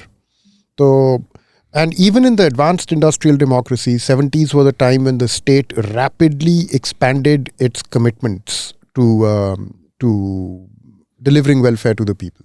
वो 60s में शुरू हुआ था वो ट्रेंड। अमेरिका में लिंडन जॉनसन की वॉर ऑन पॉवर्टी थी, ग्रेट सोसाइटी प्रोग्राम्स थे, बट 70s में it expanded and attend its full sort of stature and flowering. So worldwide the trend was that the state is now going to intervene heavily in the economy, sometimes by seizing productive assets and operating them itself, in other places by expanding the network of entitlements for people, in other places by expanding its commitments to delivering social services. And infrastructure development and the Clean Air Act जो America में पास हुआ था was a big moment on that timeline as well, because the state was expanding its commitment to welfare, not just in terms of material prosperity but in ecological terms.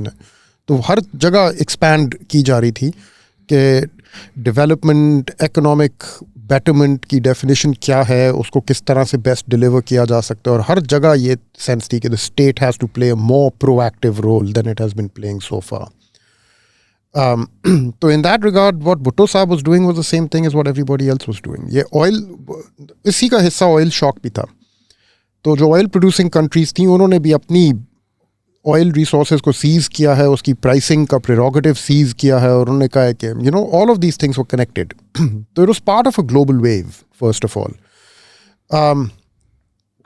and not exactly a spur of the moment decision by one person. Incidentally, in many of these countries, the same populist leaders who led this charge in the early 70s, by the late 70s, they had begun to show fascist tendencies. Whether it's Indira Gandhi's emergency over there or whether it's Bhutto Sahab over here in the face of the PNA movement.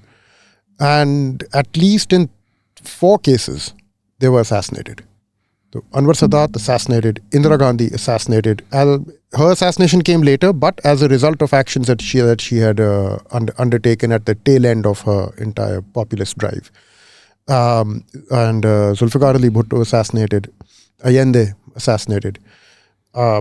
तो and then I think by the early 80s फिर sense पैदा होनी शुरू हुई कि ये चीज़ चल नहीं रही।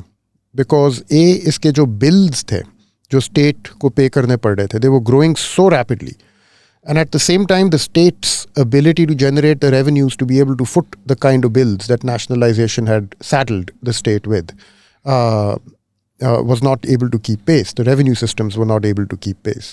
कि अब इनके पास चॉइस थी, या तो अब हम लोग अपने रेवेन्यू सिस्टम्स को बहुत मेजरली और बहुत रैपिडली रिवैम्प करें किसी तरीके से, या अनलोड करें अपने आप को इन रिस्पॉन्सिबिलिटीज से. ये अर्ली 80s तक शुरू हो गया था. By the way, incidentally late 60s में एक स्कॉलरशिप शुरू हुई है. जॉन ड्यू के नाम से एक प्रोफेसर हैं, काफ़ी बड़े नाम थे इसी लिटरेचर में, लेकिन और भी लोग लिख रहे थे इसके बारे में.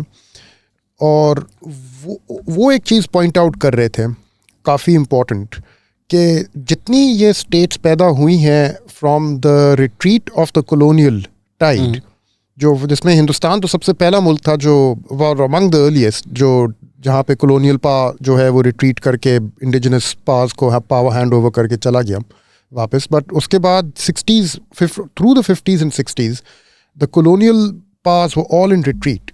And as the colonial order retreated, उसकी वेक में independent nation states were coming into being all over the world. तो all this is happening during that time, 50s and 60s में. By the late 60s, it was being pointed out कि ये जो entities create हो रही हैं, ये nation states जो colonial past छोड़ के जा रहे हैं, they are actually not financially or economically viable entities. और जिस scale पे इनके expenditure requirements increase कर रही हैं, because they were now saddled with the expenditures for meeting social spending, social services, health and education commitments, for example, colonial past ने इतनी ज़्यादा अपनी जिम्मेदारी नहीं ली थी. थोड़ी बहुत, और वो भी 40s 30s 40s में लेट कॉलोनियल एरा में आके उन्होंने कुछ ये जिम्मेदारियाँ पकड़नी शुरू की थी, but not really through otherwise. Infrastructure building and very importantly building modern आर्मीज, because जो आर्मीज भी छोड़ के गए थे colonial pass, they lacked the kind of armoured और एयरबॉर्न और even strong naval components. Very, very sparse use of technology, mostly infantry driven by human power and used for counterinsurgency rather than national defense of the borderlands.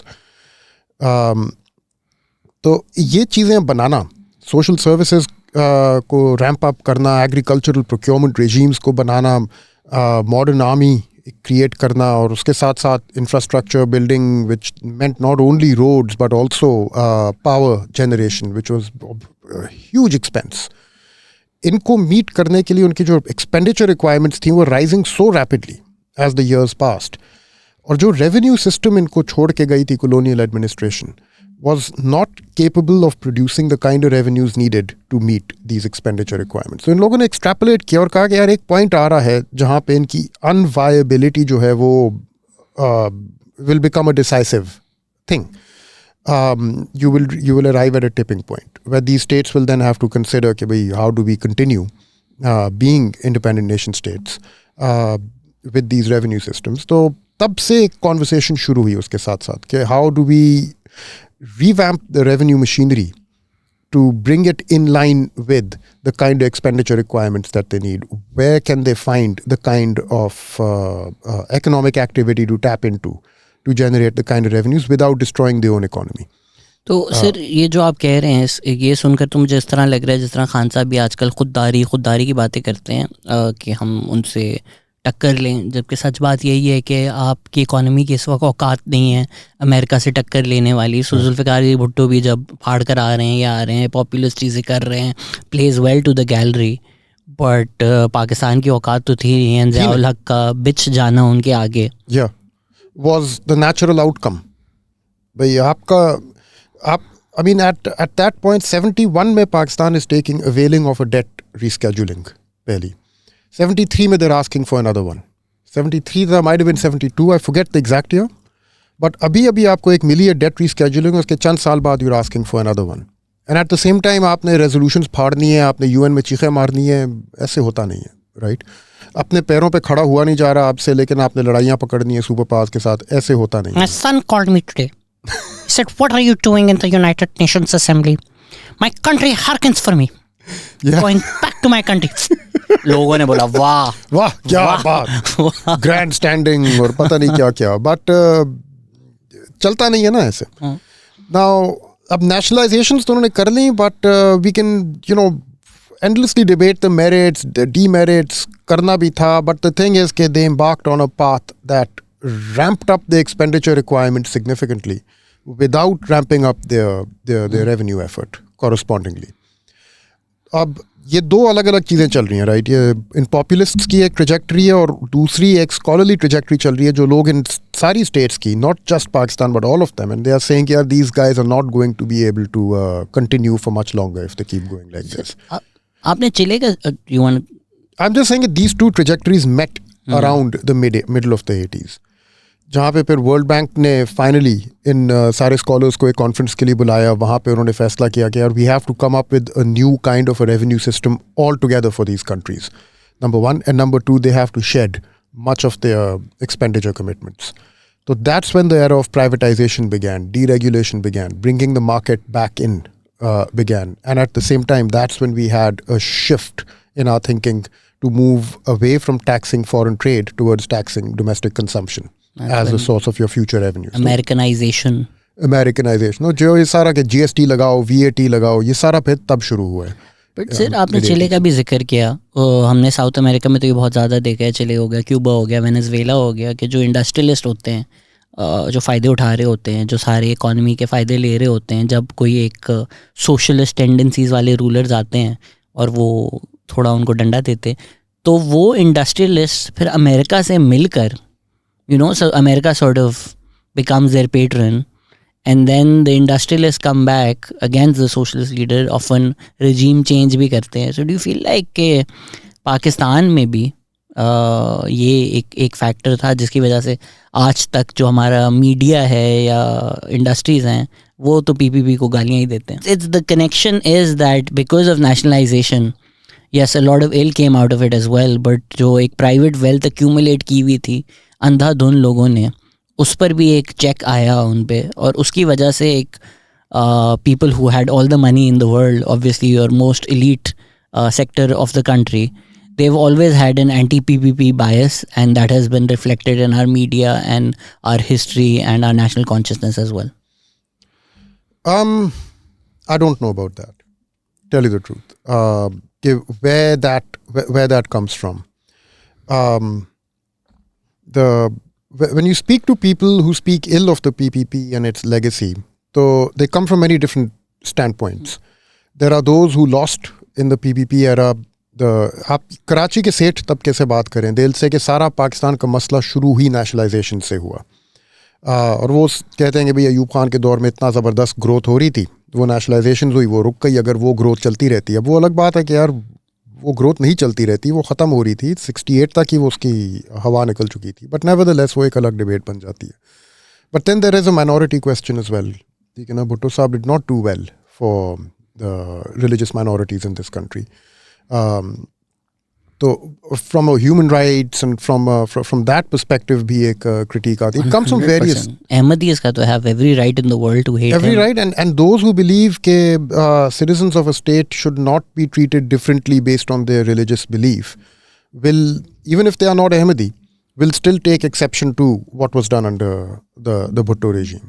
And अब उसको जितना मर्जी हम contextualize कर दें, fact of the matter is कि उन्हीं के हाथ की introduce हुई हुई resolution है, और अपने आखिरी दिन तक वो ओन कर रहे थे उसको. वही बात है ना कि अगर हम इमरान खान को इन्हीं बातों पे क्रिटिसाइज करते हैं तो वो इमरान खान भी बोल सकता है मेरे पे मिलिट्री प्रेशर था, तो ठीक है, एनए बनी थी, प्रेशर था आप पे, ऑपोजिशन थी, लेकिन किया तो आपने ना. किया तो आपने. Zulfikar Ali Bhutto does not have a peg to stand on when it comes to that issue. आपसे पास हुआ, आपके हाथों से पास हुआ, आपके हाथों से पास हुआ चीज, तो जो मर्जी. And you owned it, you said it very proudly in your speeches. अभी वो अली मूसा गिलानी ने एक स्पीच में, वो वाकया तो झूठा है, I mean, जेल में बेनज़ीर भुट्टो नहीं मिल सकती थी, जुल्फ़िकार अली भुट्टो ने मौलवियों को बुलाकर बोला कि याद रखना.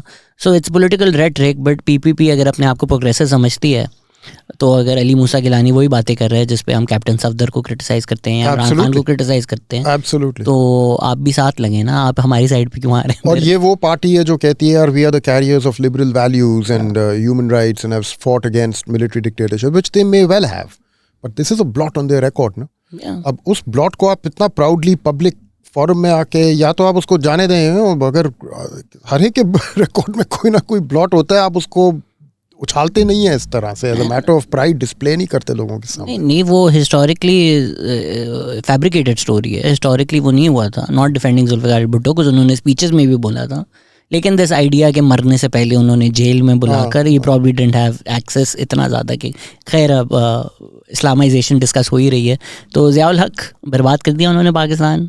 कुछ ऐसा वैसा इकोनॉमिकली, कल्चरली, पॉलिटिकली। आप ये देखें कि जितने आजकल के दौर में सबसे अपॉर्चुनिस्टिक और डिस्ट्रक्टिव पॉलिटिकल एलिमेंट्स हैं हमारे, उनकी इंडक्शन पॉलिटिक्स में हुई है 1985 पार्टीलेस इलेक्शंस में। आप उनकी हिस्ट्री ट्रेस करें, वो एंट्री उनकी वहाँ से हुई है। एक और बैच है जिनकी एंट्री हुई है 1979 लोकल बॉडीज़ इलेक्शंस के थ्रू। अब हर लीडर, हर मिलिट्री डिक्टेटर के लोकल बॉडीज़ पे क्यों इतना जोर देते हैं, उसका मकसद ही होता है कि वो पॉलिटिक्स का दरवाज़ा खोला जाए ताकि अपने मर्ज़ी के लोगों को इंडक्ट किया जाए पॉलिटिकल स्पेस में, in order to dilute the impact of those who are already there in the civilian space, क्योंकि demand for civilian supremacy is coming from those who are there in the civilian space. तो आप अपने मर्ज़ी के लोगों को भर्ती करते हैं पार्टीलेस इलेक्शंस, लोकल बॉडीज़ इलेक्शंस, इन चीज़ों के थ्रू। खुद तो डिक्टेटर चला गया, वो लोग अभी तक चल रहे हैं। वही लोग फिर आगे जाके PMLQ में आते हैं, वही लोग आगे जाके उन्हीं को असेंबल करके PTI बनाई जाती है। आप देखें ना, IJI में जो लोग थे, Q लीग में जो लोग थे, PTI में जो लोग हैं, either as allies or as members of the party, and there's substantial overlap happening across the board. ये तो उनका मकसद होता है। ये opportunistic लोग हैं, जिस मर्जी पार्टी के लिए वो साथ चलने के लिए तैयार हैं, जो मर्जी एजेंडा आपने चलाने के लिए तैयार है, सो लॉन्ग बस उनको ओहदा मिल जाए, दैट्स इट। वो सिर्फ आती गेम में उसके लिए, and they are willing to do whatever it takes to come in there. इससे पहले के लोग पटवारी लिखना शुरू हो जाएं, नवाज शरीफ भी, उनको बस ज़ियाउल हक नहीं बनाया था। नवाज शरीफ को ज़ियाउल हक ने बनाया था, एब्सोल्युटली। वो उनकी भी इंडक्शन तो उसी प्रोसेस के थ्रू हुई है इनटू पॉलिटिक्स। तो आप देख लें कि आई मीन ये अच्छा, नवाज शरीफ की खूबी देखें ना कि 3 दफ़ा वो हुकूमत में आए, तीनों दफ़ा उनकी लड़ाई होके उनसे पावर वापस छीनी गई है। यू वुड थिंक पहली दफ़ा के बाद नहीं तो दूसरी दफ़ा के बाद बंदा सीख लेता है कि यार अपना पावर में आप आ जाते हैं, लेकिन आपकी पावर की लिमिट्स होती हैं, उन लिमिट्स के अंदर अंदर रह के अपनी टर्म कंप्लीट कर लो। बट 2017 में उन्होंने क्या गलत किया? What did he do that was wrong? I mean, he survived a Rahil Sharif era where Rahil Sharif was bigger than the Prime Minister. Yeah. And Nawaz Sharif did nothing. So what did he do wrong in 2017? What he did, acha, now whether or not you consider this wrong or not, whether or not you and I consider this wrong is a separate matter. The political mistake he made was he tried to try Pervez Musharraf, and when he was told not to do it. And when he powered ahead with it nonetheless, that was the point at which a rupture happened. वहाँ से आगे then everything else sort of began to flow. But that was the original thing. Now, as a matter of principle, right and wrong, Musharraf committed a crime when he seized power in a coup in 1999. And the Supreme Court deemed him to have committed a crime when he imposed an emergency in 2007. तो वो तो हमें भी कहने की ज़रूरत नहीं है, वो सुप्रीम कोर्ट जजमेंट है, declaring the entire action illegal, which means it's article 6. तो and obviously it is my position and yours कि people should be punished when they commit a crime, especially when it's the highest crime in the land, which is treason. But what political purpose was it serving? You know, there was a reason why people around Nawaz Sharif were telling him at that time, जाने दें sir, it's not worth it. Judiciary का भी एक बहुत impetus था करने का. I don't think Nawaz Sharif was pressurizing the judiciary to do it. He was probably not intervening. I don't know. We can then disentangle the specific threads behind it.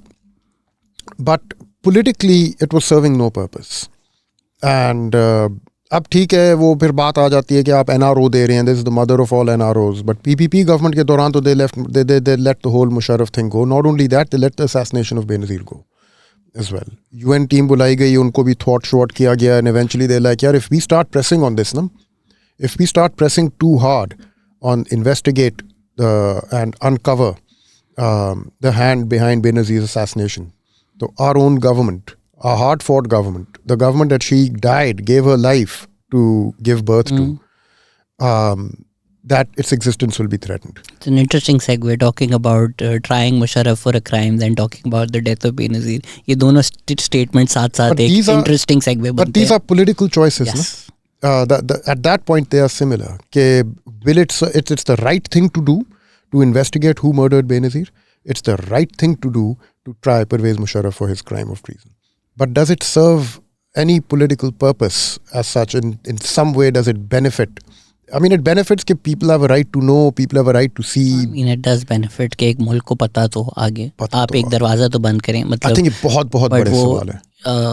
I think the right time and place वाली बात है. I think at that point in time, the fledgling democracy that had come out of the 2008 elections could not afford that kind of a confrontation that would ensue. So Zardari being Zardari, he got rid of Musharraf by wheeling and dealing. He was the president अपने तरीके and बन गए वो president. 58(2) भी निकलवा दिया उन्होंने, 18 amendment पास करवा दिया. So I think Zardari thinks कि अच्छा ये हमने चाहिए, ये 20 साल लगेंगे, अब इसको शुरू करें. Nawaz Sharif was a little like ये करना है कर दो. So वो उतना long term vision नहीं है. If we come back to the economy of Ziaul Haq, at least US का पैसा आ रहा था तो हम एक industrialization तो देखते हैं अयूब खान में, but we don't even see that widespread during Ziaul Haq's time. Is it because certain people pocketed all of that money? No, I wouldn't say that. At least there's no evidence that I have to suggest that. I think at that time, Zadatar, the effort was to crawl out from under the weight of the expenses that nationalization had imposed upon the state. Did the war also did the war increase our bill? Which war? War, Ziaul Haq's war. So Charlie Wilson's war, Afghanistan. It did increase the bill to some extent. What really weighed on the state was the purchase of the F-16s in 1982. अब ये बहुत उस ज़माने में भी बहुत बड़ी एक मिसकंसेप्शन थी कि एड के तौर में मुफ्त मिले, ऐसी चीज़ थी नहीं. They were bought on commercial terms, on suppliers' credit, on commercial interest rates. And at that point in time, the government did not have the foreign exchange reserves to actually make that payment. And when the repayments began, the reserves fell in tandem with that procurement. So 85 tak the country was practically broke all over again. And 85 से 88 तक protracted, torturous negotiations चलती रही IMF के साथ. July 86 में मेरे ख्याल में शुरू हुई थी. And November 85 में अप्रोच हुई थी. July 86 में पहला पॉलिसी फ्रेमवर्क पेपर बनाया गया था IMF की तरफ से. और तब से लेके नवंबर 88 तक वो नेगोशिएशंस चलती रहीं. अब उसमें भी बड़ी इंटरेस्टिंग बात थी एक कि उनको एक्चुअली मैंने डिटेल में स्टडी किया है because I spend time in the IMF archives in Washington DC जब मैं वुडरो विल्सन सेंटर में था. तो उस ही फैसिलिटी के जो बैकग्राउंड डॉक्यूमेंट्स हैं वो सारे स्टडी कर रहा था आर्काइव्स में जो अब डिक्लासिफाई हो चुके हैं.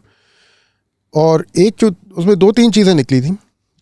एक जो बड़ी इंटरेस्टिंग थी कि the civilian prime minister Wattoo साहब थे at the time was not interested in the 2 facilities थी जिसके लिए पाकिस्तान अप्लाई कर रहा था. एक शॉर्ट टर्म स्टैंड बाय और एक long term structural adjustment facility जिसके तहत ज़्यादा डॉलर्स मिलते थे और कम इंटरेस्ट रेट पे. तो वट्टू साहब was not interested in the structural adjustment facility. वो कह रहे थे इसकी कंडीशंस बहुत सख्त है नंबर 1 और हमारी we won't be able to survive if we implement those conditions. And number 2, we don't really need it. इतनी ज़्यादा भी हमारी वो सिचुएशन नहीं है ख़राब. जो स्टैंड बाय है वो हमें कर लेगी स्टेबलाइज काबू. द इंटरेस्टिंग थिंग वाज कि हर नेगोशिएशन के बाद IMF और की टीम और वट्टू साहब की टीम जब मिलते थे तो दोनों की जो बैक टू ऑफिस रिपोर्ट्स थी उनमें क्लियरली लिखा होता था कि दे अग्रीड कि स्ट्रक्चरल एडजस्टमेंट फैसिलिटी की नहीं ज़रूरत, उसको उतार दिया जाता था मेज से.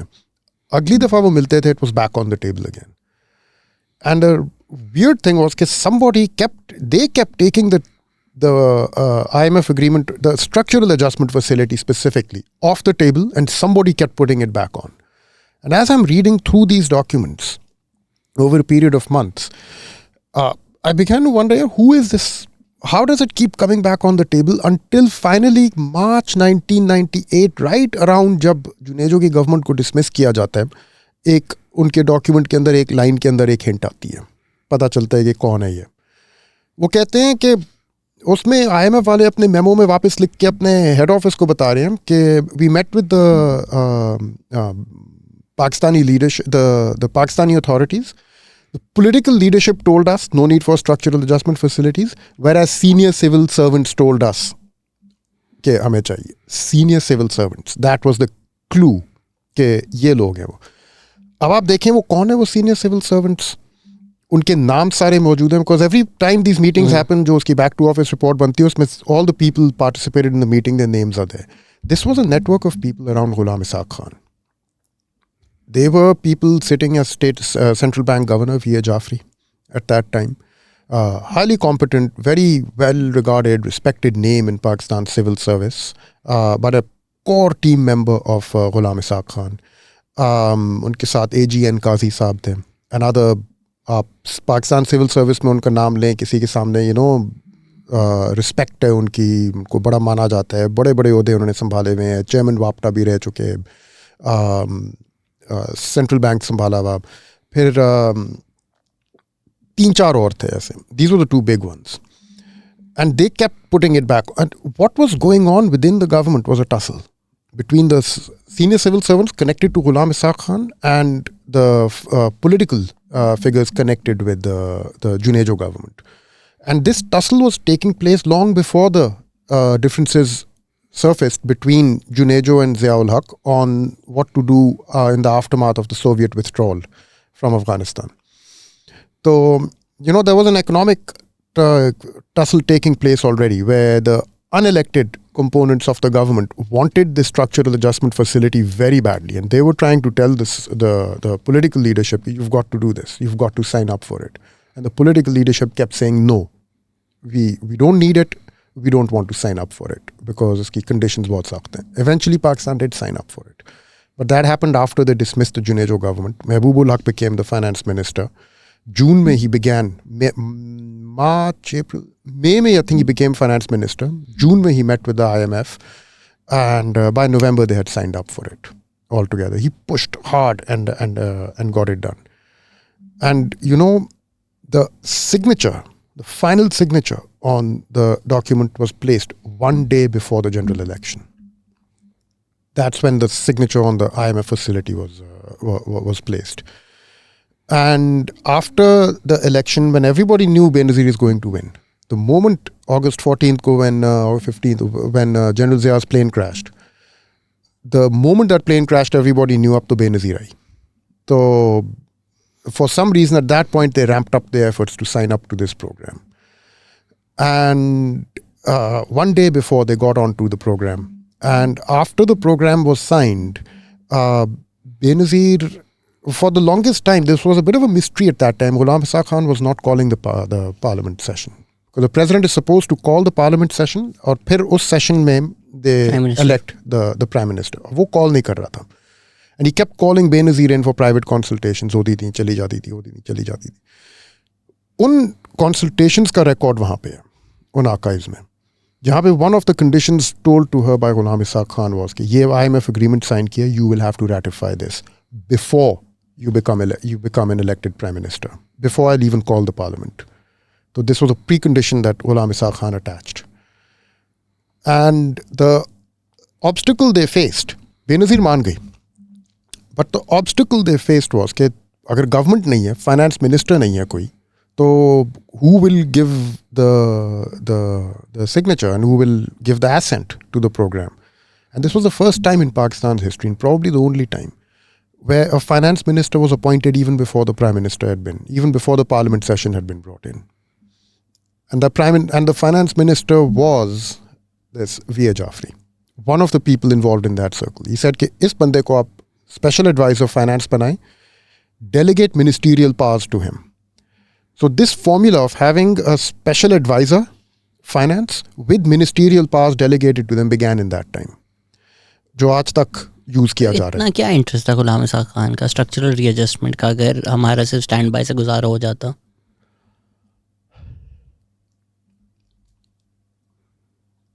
पॉडकास्ट बंद हो जाएगा. पॉडकास्ट बंद हो जाएगा आपका.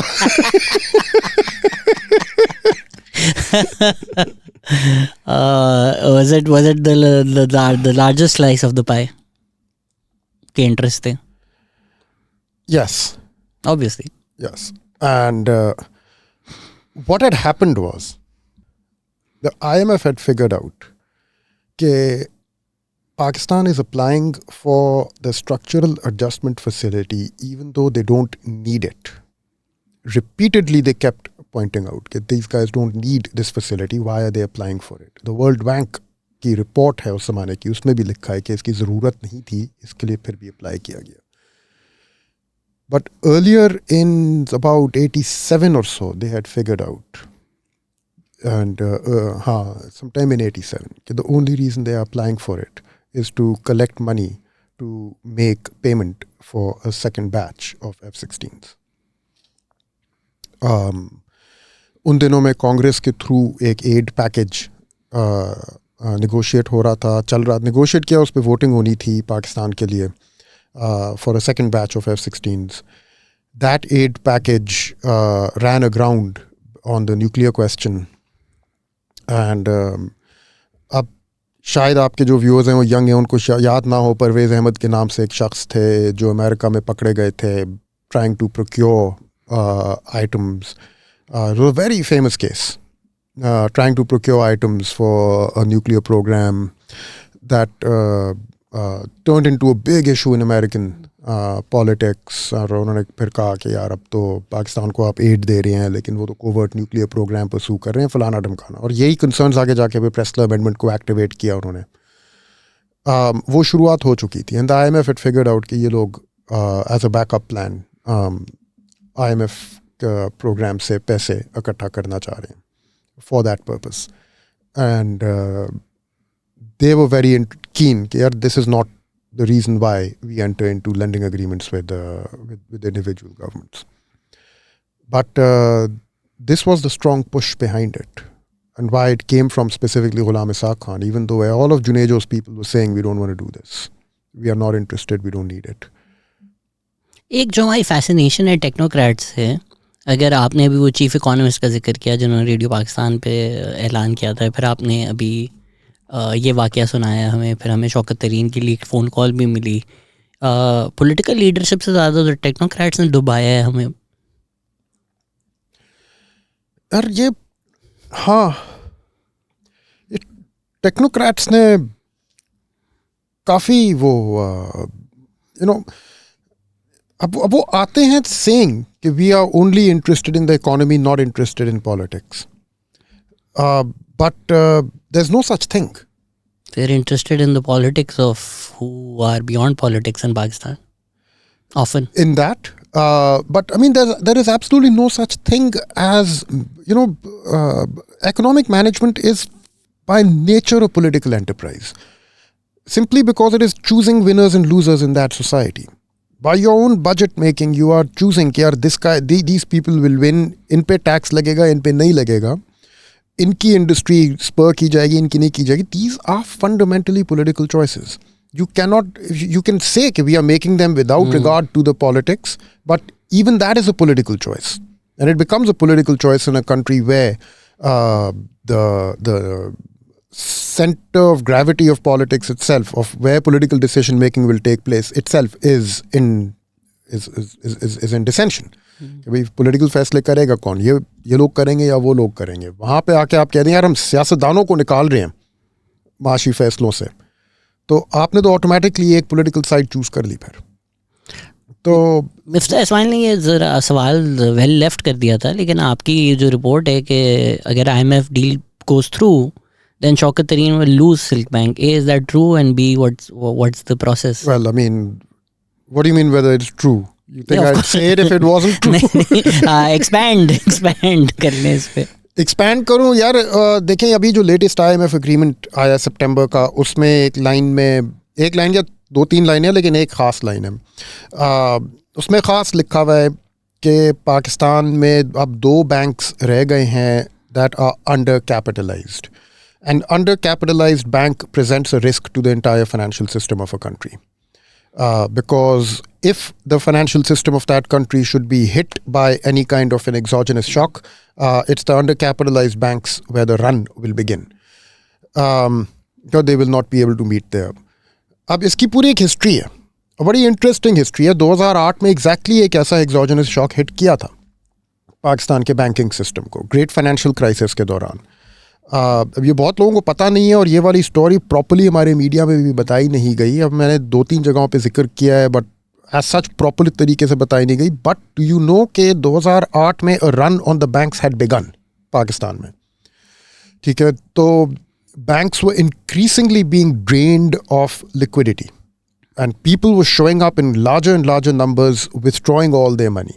आप उस ज़माने की एक स्टेट बैंक की क्वार्टरली रिपोर्ट है, I forget कौन सी थी, first, second, third something, but somewhere a report released somewhere between July and December 2008. उसमें एक लाइन ख़ास लिखी हुई है that gives you an idea of how bad the situation had become in the banks. It says that companies were withdrawing their working capital from the banks to keep it in cash in their offices. Working capital withdraw kiya ja raha tha banks in the anticipation that banks are about to be the next to be shut down. Stock market had been shut down, asset management company withdrawals had been frozen, and there was a big fear that the banks are now next in line. The financial system itself was shutting down. 4 banks थे जिनके ऊपर run शुरू हो चुकी थी उस time पे.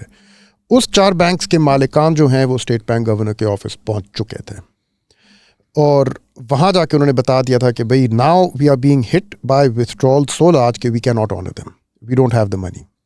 तो we are very close with hours away from a situation where we will have to shutter our banks and tell our customers के sorry we can no longer honour any of your विथड्रॉल्स.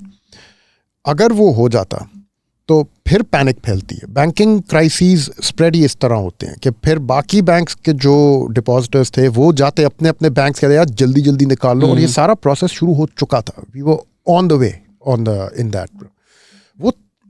अब उन दिनों में 4 under capitalised banks identify किए गए थे पाकिस्तान के financial system में that presented a systemic risk to the financial system of the country, and the IMF agreement at that time mentioned them and said, they didn't mention their names, but it said 4 undercapitalized banks. उनमें से एक ये था silk bank and दूसरा summit bank और फिर 2 और थे. अच्छा, बाकी 2 जो थे उनमें से एक ने तो अपने मसले हल कर लिए, अपने आप को रिकैपिटलाइज कर दिया और अपने आप को निकाल लिया उस सिचुएशन से. एक जो था KASB Khadim Ali Shah Bukhari bank was unable to recapitalize itself, और 2015 में स्टेट बैंक ने उस बैंक को सीज किया और 1,000 रुपए का बेच दिया टू दुबई इस्लामिक बैंक. तो it was literally snatched out of the owners hands and given to somebody else. मुझे दे, मैं 1500 दे देता मुझे बेच देता. आप करते क्या उसके साथ? उसके लॉसेस इतने बड़े थे, आप डूब जाते हैं उनके लॉसेस के अंडर. जो उनकी बैलेंस शीट पे जो स्केल ऑफ द लॉसेस थे ना वो सो लार्ज. सो हम ये क्या मुल्क चला रहे हैं जहाँ हमारे जो फाइनेंस मिनिस्टर हैं जिन्होंने IMF डील पे एटम बॉम्ब लगा दिया, he personally will lose a lot of money and his bank. तो ये कोई ये तो केस होना चाहिए कि भाई ये कैसे कर रहे हैं. मुझे हैरानी इस चीज़ की है कि इसके बारे में अवेयरनेस भी है, इस बात को पब्लिकली भी कहा गया है, but it's not really being appreciated other than by people like yourself, by a few, the enormity of what this actually implies. And then we also got a leaked phone call which Shaukat Tareen is trying to sabotage the IMF deal even while being outside the government, knowing fully well कि उनके personal interest हैं. मतलब हम ये क्या कर रहे हैं इस मुल्क में? हम क्या कर रहे हैं? हाँ, अब इसी अब 2015 के बाद 2 बैंक्स रह गए थे जिनको ये मसले थे, एक सिल्क और एक समिट. अब कोई at some point summit bank एक इन्वेस्टर को ले आया लूटा के नाम से. UAE इन्वेस्टर कह रहे हैं कि वो करेंगे इन्वेस्ट पैसे, अब फलाना ढमकाना. अब उनका प्लान चल रहा है, लूटा साहब ने एक और कंडीशन लगा दी ये वो. अब सितंबर 2022 तक IMF ने कह दिया ठीक है इनके पास तो कोई ना कोई प्लान है, आप उनका कंप्लीट करें. सिल्क बैंक से भी कहें कि अपने कैपिटलाइजेशन रिक्वायरमेंट्स पूरी करें, वरना मार्च 2023 तक अगर इन बैंक्स ने अपने आप को फुली कैपिटलाइज नहीं किया तो they will be sent into resolution. That's the language used in the IMF, the commitment given to the IMF. Sent into resolution means उनके साथ वही होगा जो 2015 में KASB बैंक के साथ हुआ था कि बैंक ओनर के हाथों से ले लिया जाएगा किसी को 1,000 रुपए का दे दिया जाएगा और कहा जाएगा कि यार आप इसको रिकैपिटलाइज कर दें, इसके लॉसेस आपके हो गए, इसका ब्रांच नेटवर्क आपका हुआ, इसके सारे डिपॉजिटर्स आपके हुए, साथ साथ लॉसेस भी आपके हुए, इसलिए 1,000 रुपए का बिकता है फिर बैंक, और the losses are larger than the value of the assets of the bank. Now, this makes you wonder. Shaukat Tareen mounted his bid to enter and replace Hafiz Sheikh somewhere around the same time where Hafiz Sheikh was finalizing the IMF program, which was finalized in March 2021. Usse thoda pehle he had begun to come on TV and give very, very critical statements about Hafiz Sheikh's record.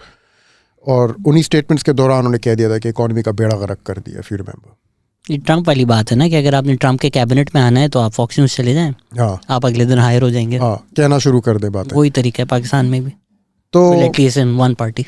So yes, here we have a case of a technocrat who enters politics round about the time when the troubles regarding his bank are being discussed between the government and the IMF, and displaces the current finance minister, becomes the finance minister himself.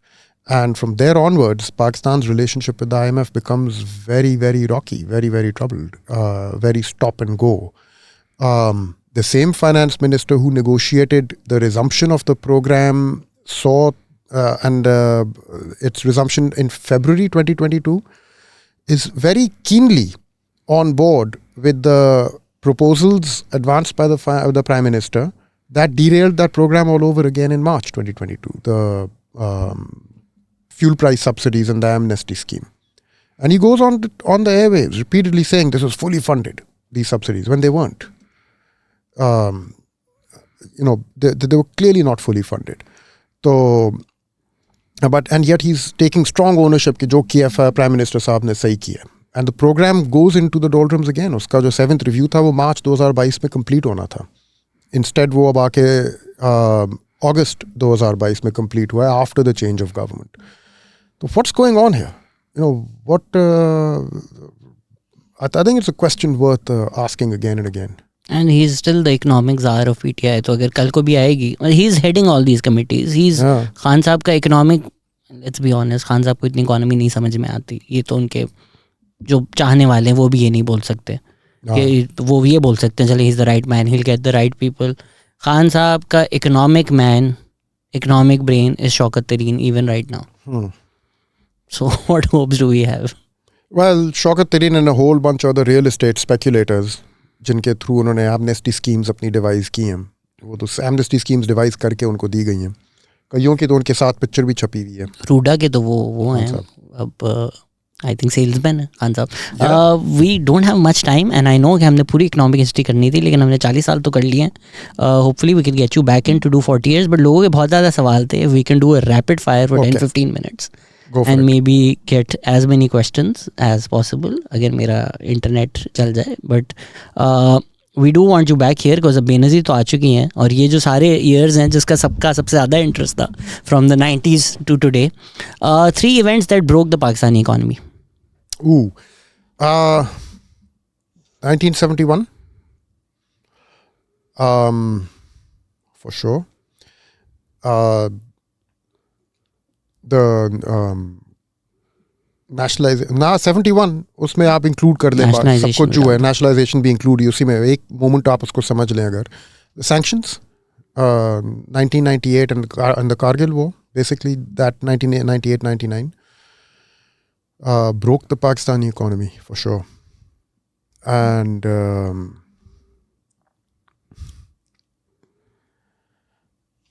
यार उसके बाद then 3 events. The great financial crisis again, 2008, I would say. Is China the new imperialist in Pakistan? What do you make of Varoufaki's argument that the Chinese are more responsive to the need concerns of developing nations? The Chinese are not yet the new imperialists of the world, although they may well be in the running for that mantle. And I think Varoufakis's observation is maybe accurate for now, but it would be a mistake to think that the Chinese will forever remain responsive to third world concerns. I think once they have consolidated their position as a lead imperial power, they will be no different from previous ones. Dr. Ishrat Hussain, in his book Governing the Ungovernable, opines military dictatorships perform better economically than civilian governments due to better governance, not aid. Does he agree? I don't. Absolutely not. Okay, and Ishrat Hussain, Dr. Ishrat Hussain, God bless his heart, is an example of the kind of technocrats that we've been talking about. Always served under military dictators, always comfortable working under military military dictators. Big fan of separating economics from politics, which is an unworkable thing. So जो वो better governance की बात कर रहे हैं वो अपनी बात कर रहे हैं कि मैं बहुत बेहतर था. हाँ, उनके भी ट्रैक रिकॉर्ड की बात की जा सकती है. He is welcome to come on the podcast, by the way, if anybody can make that happen. Why no government successfully pursued export-led growth? That's a good question. I think export-led growth would require longer-term vision than we've ever seen in our country. I think so far economic management has been governed by very short-term considerations of just pumping growth in whatever form it may come. So that's why I think a short answer would be short-term thinking. So ये जो short term myopia जिसको काफ़ी criticise किया जाता है, economist भी criticise करते हैं, but isn't that mandated by the political structure? अगर आपको ये नहीं पता कि मेरी गवर्नमेंट गिर जाएगी या मिलिट्री रूल लग जाएगा, तो हम सिविलियन गवर्नमेंट से एक्सपेक्ट करें कि ये शॉर्ट टर्मिज्म नहीं करेंगे? भाई आप पहले तो सिविलियन गवर्नमेंट्स को एक ऐसा माहौल दें कि they are not fighting for their survival from day one, right, और at least after year one.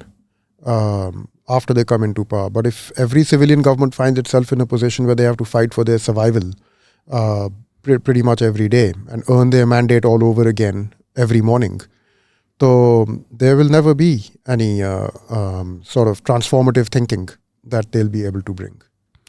Why are tax amnesties given to various industries? दोस्त यार, इस वजह से. दोस्त यार, अगेन शॉर्ट टर्म थिंकिंग. अब ये जब आते हैं ना लोग टैक्स एमनेस्टी मांगने वाले, ये ऐसी मीठी मीठी अंदाज से बात करते हैं, इनको पता होता है कि जिस बंदे से बात कर रहे हैं उसकी साइकोलॉजी क्या है, उसको किस अल्फाज में आपने बटर अप करना है, साथ साथ अपनी चीज़ बेचनी कैसे है उसको. And number two, there is in Pakistan a great accumulation of money outside of the tax net. And periodically that creates the pressure. People want to then say कि भाई इतने जो पैसे बाहर पड़े हैं, rather than borrowing money from abroad या retailers पे टैक्स लगाएं, आप एक एमनेस्टी दें, ये सारा पैसा इन्वेस्टमेंट में आ जाएगा यहाँ पे. तो the temptation to go for it as a short-term measure is quite large. Some of the amnesties are specifically targeted to benefit people connected with the present government. I might even push back on the temptation, क्योंकि अगर वो real estate sector में लग रहा है तो मुल्क का तो कोई फ़ायदा नहीं हो रहा. सो इफ़ योर आइडिया है कि ये लोग पैसे वापस लें अपने मुल्क में तो नहीं लगा रहे हैं ना, प्लॉटों में लगा रहे हैं, उससे मुल्क से थोड़ी कोई फ़ायदा हो रहा है. इफ एनीथिंग मुल्क का नुकसान हो रहा है. जब वो बेचते हैं ना आइडिया, तब वो इस तरह प्रेजेंट करते हैं. Of course, reality में वो कुछ और निकलती है चीज़. The prices are going up for land for everybody. Housing is becoming unaffordable, and then the profits are soaring in the housing market. Low income housing तो कहीं bani नहीं. Pakistan wants to gain share of IT exports, but what sort of policies will get us there? Education first of all. How do you expect to be an IT export powerhouse when you have the largest population of out-of-school children in the world? That's a knowledge-based economy, and for knowledge-based economies, you need an educated and open-minded and critical thinking youth. Invest in them first. Then let's talk about IT exports. मेरा भी जब youth छाया हुआ था ना, जवानी वाला youth नहीं, वो वाला यूथ, तो मैंने भी बहुत मीम्स बनाई थी लैपटॉप स्कीम की. But when I look back and at it, I think even these things help. वो जो शहबाज शरीफ लैपटॉप स्कीम थी, so many people have anecdotally told me कि उनको उससे कितनी मदद मिली थी. So things like that help. Schemes help, but I mean short run, मतलब कुछ लोगों को कुछ हद तक जो आपका लिमिटेड रिसोर्स है उसको आप एनर्जाइज कर सकते हैं उसके जरिए. But really to be an IT power एक एक्सरसाइज करनी चाहिए. Let's look at Pakistan top startups, tech area के जो ऑपरेशंस हैं और उनके जो की मूवर्स एंड शेकर्स हैं ना, उनके CEOs, उनके फाउंडर्स, उनके funders, how many of them are locally educated? How many of them are the products of a local education system? And compare that to India. ठीक है, I think you may find कि यहाँ पे we are importing tech talent, whereas in India they're producing them indigenously. Produce करके अब तो पूरी दुनिया सिलिकॉन वैली IIT ग्रेजुएट से भरा हुआ है. कल ही मैंने किसी को बोला है कि if you can help me get जहाँ आ रहा on the podcast, this would be an interesting question to ask her. How to increase direct tax base in Pakistan? I don't know. How to increase tax to GDP ratio of Pakistan? Well, I mean, the obvious answer is tax retailers and increase tax on services. Question is how to do that. Every government that has tried for the past 25 years has had to back down from doing it. So that I don't know. Is IMF working on an agenda to subjugate us by controlling our economic sector? Lal salam to the person who asked this question. No, they are not working. Well, no, they're not working on an agenda. Albatta, the fact that they belong to the neoliberal school of thought, वहाँ से आप कुछ कह सकते हैं, ये case build कर सकते हैं. But if you feel कि कोई बहुत बड़ी giant conspiracy है, वो तो नहीं है. But the neoliberal school of thought that they apply, that is an agenda-driven enterprise. I think उस हद तक you can say. And yes, the agenda would then be to basically safeguard Pakistan's credit worthiness to ensure that it does not become a home to a disruptive credit event that disrupts global markets. तो उस हद तक agenda है, yes. On a scale of 1 to 10, where would you rate Pakistan default risk based on updated scenario? अब तो कोई risk नहीं है. नहीं, रिस्क तो है. स्केल ऑफ 1 to 10 कहना मुश्किल है. कम तो हो गया फ्रॉम वेयर वी वर. कम हुआ है. IMF के आने के बाद क्या रिस्क है? देखिए, अभी तक एक काफ़ी बड़ा कई एस्टिमेट्स के मुताबिक $6 बिलियन का फंडिंग गैप है पाकिस्तान की एक्सटर्नल फाइनेंसिंग रिक्वायरमेंट्स में for this fiscal year alone. अभी डार साहब गए हुए हैं DC, वो पूरा करने की कोशिश कर रहे हैं. वो चाइना जाएंगे, डेट रिलीफ मांगेंगे. Let's see how much success he meets in arranging financing for that. The risk is there, but you right कि कम हो गया compare to where it was in July. Trade between India and will it be far more beneficial for Pakistan? Trade between India and Pakistan? That's hard to say for me, but yes, I think it will be. Primarily because आप ये देख लेना कि हमारे जो ज़रूरी अशियात वहाँ से जो आ रही थी, just simple things, onions, tomatoes, potatoes. It would be good to get our agrarian markets reconnected with each other, and but उसके अलावा industry and whatnot, I don't know. I doubt it because Indian competitiveness far outstrips what we have over here. What is circular debt?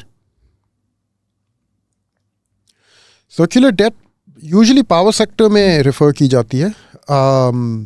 Although माजी में ये fuels में भी मौजूद थी, लेकिन वो फिर कोई 2009-10 तक eliminate कर दी गई थी एक रिफॉर्म के ज़रिए. अब पावर सेक्टर में होती है जहाँ पे पावर सेक्टर में मुख्तलिफ चेन्स हैं. तो एक चेन है कि एक फ्यूल सप्लायर है, वो बिजली घर को फ्यूल सप्लाई करता है. बिजली घर जो है बिजली पैदा करके ट्रांसमिशन कंपनी को देती है. ट्रांसमिशन कंपनी आगे डिस्ट्रीब्यूशन कंपनी को बेचती है वही बिजली, और वो आगे एंड कंज्यूमर को बेचती है. अब अगर इस पूरी चेन में पैसे कम पड़ रहे हैं, ये डिस्ट्रीब्यूशन कंपनी कलेक्ट नहीं कर पा रही वो पैसे जितने की वो बिजली ख़रीद रही है, तो वो पैसे वो करेगी टू द ट्रांसमिशन कंपनी, जो ओ करेगी टू द बिजली घर, जो ओ करेगा to the power to the fuel supplier. अब इसको सर्कुलर आई डोंट नो क्यों कहते हैं, because it's actually more linear. But इसी को सर्कुलर डेट कहते हैं, जबकि पावर सेक्टर की पूरी सप्लाई चेन में डेट बिल्डअप हो जाती है because it can not meet the costs of its own operations. Does any power broker in Pakistan have an economic plan that goes beyond short-term rent seeking? No. Any power broker in Pakistan? Military establishment या political party या कोई भी. यार power broker में से तो economic plans, I mean देखें political parties में लोग हैं जिनके पास ideas हैं, जिनके पास visions हैं. आप ये पूरा जो devolution हुई थी under the 18th Amendment and the NFC award, that has an economic angle to it too. That goes beyond short-term rent seeking. तो इस किस्म की ऐसी बात नहीं है कि there is nothing there beyond. But और भी लोग हैं, but is it then enough quantity? Are they close enough to the centers of power to bring them, to materialize them in reality? वहाँ पे प्रॉब्लम है. What do you think of this too big to fail argument? Do they genuinely believe that कि ठीक है ये करते रहो कोई फ़र्क नहीं पड़ता, numbers ही तो हैं, we're too big to fail? Pakistan में people at the top levels do believe that, and sometimes they have no qualms even saying it directly, not to the people that they are addressing, but to people like you and me. आप अगर उनसे बात कर रहे हो, at the end of the day आप उनको push करते रहें, तो eventually वो कह देंगे अबे यार क्या बातें कर रहे हो, वो आपको जाने नहीं दे सकते, आपके पास एटम बॉम्ब है, you know. तो यानी खादिम Rizvi had the best plan. क्या आया गौरी. और जब पैसा होगा तब सूद देंगे, और सूद नहीं देंगे, सूद हराम है. हाँ. और जो पैसे हैं वो तब देंगे जब है, और फिर वो मांगेंगे तो बोलेंगे लो फिर गौरी आया. तो ये जेन्युइन प्लान यही है. At the very end of the day, successive rulers have found comfort in this idea कि we are a nuclear power, they cannot let us go under. तो eventually कुछ हो ही जाएगा. तो ठीक है ना, हमने F-16 वगैरह सारे मंगवा लिए हैं उनसे, पैसे वैसे तो हमने देने नहीं है. तो हमने मिलिटरी अपने आप को स्ट्रांग रखा हुआ है ना कि ठीक है इकोनॉमिक मसले हैं, बट फिर लोग गौरी फिर आया हमारे पास, बैकअप तो है ना at least. Will inflating our exchange rate make our exports less competitive? Yes. Inflating our exchange rate, I assume they mean के overvaluing the rupee. So yes, of course it will. How will government revive economy without improving the buying power of general public? Very good question. Yeah. And how will they improve it? Through fake means. But I think हमारे time में जो 60s की thinking थी कि आप अमीर तबके को पैसे दें तो वो इन्वेस्ट करेंगे, अब वो अप्लाई नहीं करती, हालांकि उसको अप्लाई किया ज़रूर जा रहा है हर गवर्नमेंट में. हर तो नहीं, लेकिन आई थिंक पिछली 2 हुकूमतें जो हैं अमीर तबके को पैसे दे दे के इस उम्मीद में कि वो इन्वेस्ट करेंगे और फिर उस इन्वेस्टमेंट से जॉब्स क्रिएट होंगी, फिर उस जॉब से आमदनी बनेगी, फिर उस आमदनी से लोगों की खुशहाली आएगी. आई थिंक बेहतर तरीका ओपन इकॉनमी जो अब आई है 90s के बाद, उसमें तो बेहतर तरीका यही है कि आप डायरेक्टली आवाम को दें पैसे and let the money percolate up in the form of demand.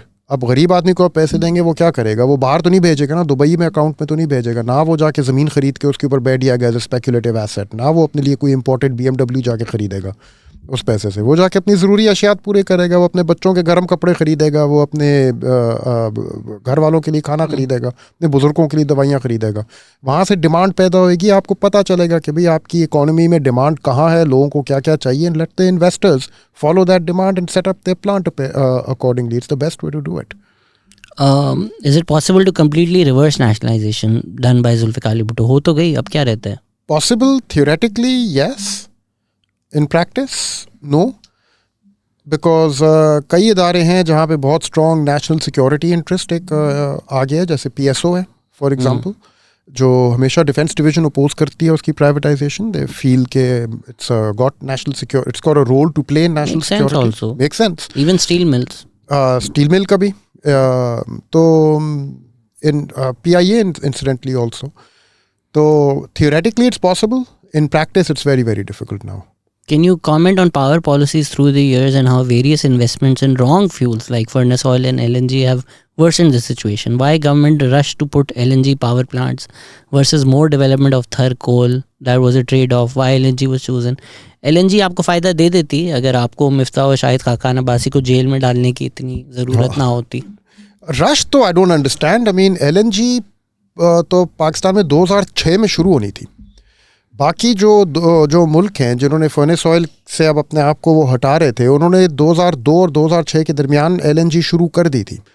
Pakistan तो लेट आया था इस पे, 2006 में शुरू करनी थी. वो सुप्रीम कोर्ट बीच में दखल दे दिया, कहा यहाँ करप्शन हुई है, एग्जामिन किया, एंड पे पता चला कोई करप्शन नहीं हुई, but by then the deal was gone. उसके बाद कोई तकरीबन 2006 से 2016 तक 10 साल पाकिस्तान गैस शॉर्टेजेस में भटकता रहे, और फिर कहीं जाके 2016 में 10 साल लेट LNG का सीन शुरू हुआ है पाकिस्तान में. तो आई एम नॉट श्योर. और फिर कोर्ट आ गया बीच में. तो आई एम नॉट श्योर इसको रश्ड कैसे कह सकते हैं. बट यू नो पाकिस्तान की अपनी gas is 50% of our primary fuel. Pakistan की gas fields went into decline in 2010. तब से वो एक्सेलरेटिंग डिक्लाइन में है. There is no option for this country other than importing LNG to make up for some of that decline. Other than ठीक है, इसके अलावा आप थोड़ा बहुत थर्ड कोल से कर सकते हैं पावर जनरेशन पर्पसेस के लिए, लेकिन गैस तो बहुत और चीज़ों में भी इस्तेमाल होती है. So there's no other option. I mean, you have to move into LNG. Do you feel like ये बहुत स्टूपिडिटी थी जो गली गली में सीएनजी स्टेशन थे, गाड़ियों में सीएनजी किट्स थी, हम Massive stupidity थी. क्यों हवा में फूक रहे थे इतनी सीएनजी अगर हमारे पास थी? You know, CNG को लाना early 90s में शुरू हुआ था. Chaudhary Nisar was the petroleum minister. उनको ये वाली लॉबी आती थी, कहती थी कि आप CNG पंप्स यहाँ पे खोल लें, किट्स विट्स हम लोग गाड़ियों में लगा देंगे, गाड़ियाँ बड़ी सस्ती चलेंगी. और तब उन्होंने मना किया था कि हमारे पास इतनी गैस है नहीं कि हम इस तरह उसको इस्तेमाल करना शुरू कर दें. Through out the 90s he pressure I, Musharraf ने आके खोला और उन्होंने तो इंसेंटिव्स दिए इसके पीछे. बाद में जब उनसे पूछा गया, आई थिंक 2009-10 में उनके जो इंटरव्यूज़ हुए ना मुशर्रफ साहब के, बड़े वाहियात किस्म के देखने वाले होते हैं. वो ऐसी ऐसी बातें बीच में कह जाते हैं कि आप हैरान रह जाते हैं यार, इस बंदे ने 10 साल हुकूमत की हमारे ऊपर. एक जो उनसे ये CNG का पूछा गया तो वो कहते हैं भी मुझे क्या पता था, मुझे तो बताया गया था कि पाकिस्तान में इतनी गैस है, आप जितना मर्जी खर्च कर लें, कुछ नहीं, ख़त्म नहीं होएगी कभी, तो मैंने दे दी परमिशन. मुझे अगर बताया मुझे क्या पता था, मुझे बोला गया बहुत गैस है. He literally said it like that, मुझे क्या पता था, you know. And वो फुकती सारी गैस उन्होंने उन चंद सालों में. And here we were. Again, right? Elite were like, अरे बड़े मजे थे, गैस मिलती थी, हम गाड़ी. अबे भाई मुल्क भर एक इंडस्ट्री लगा, अगर थी भी गैस, अब इंडस्ट्री वाले को दे देते.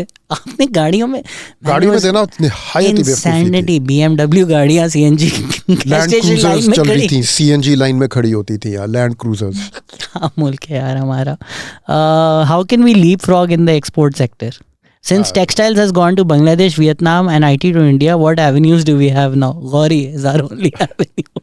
I think we need to think of leapfrogging out of the textile sector.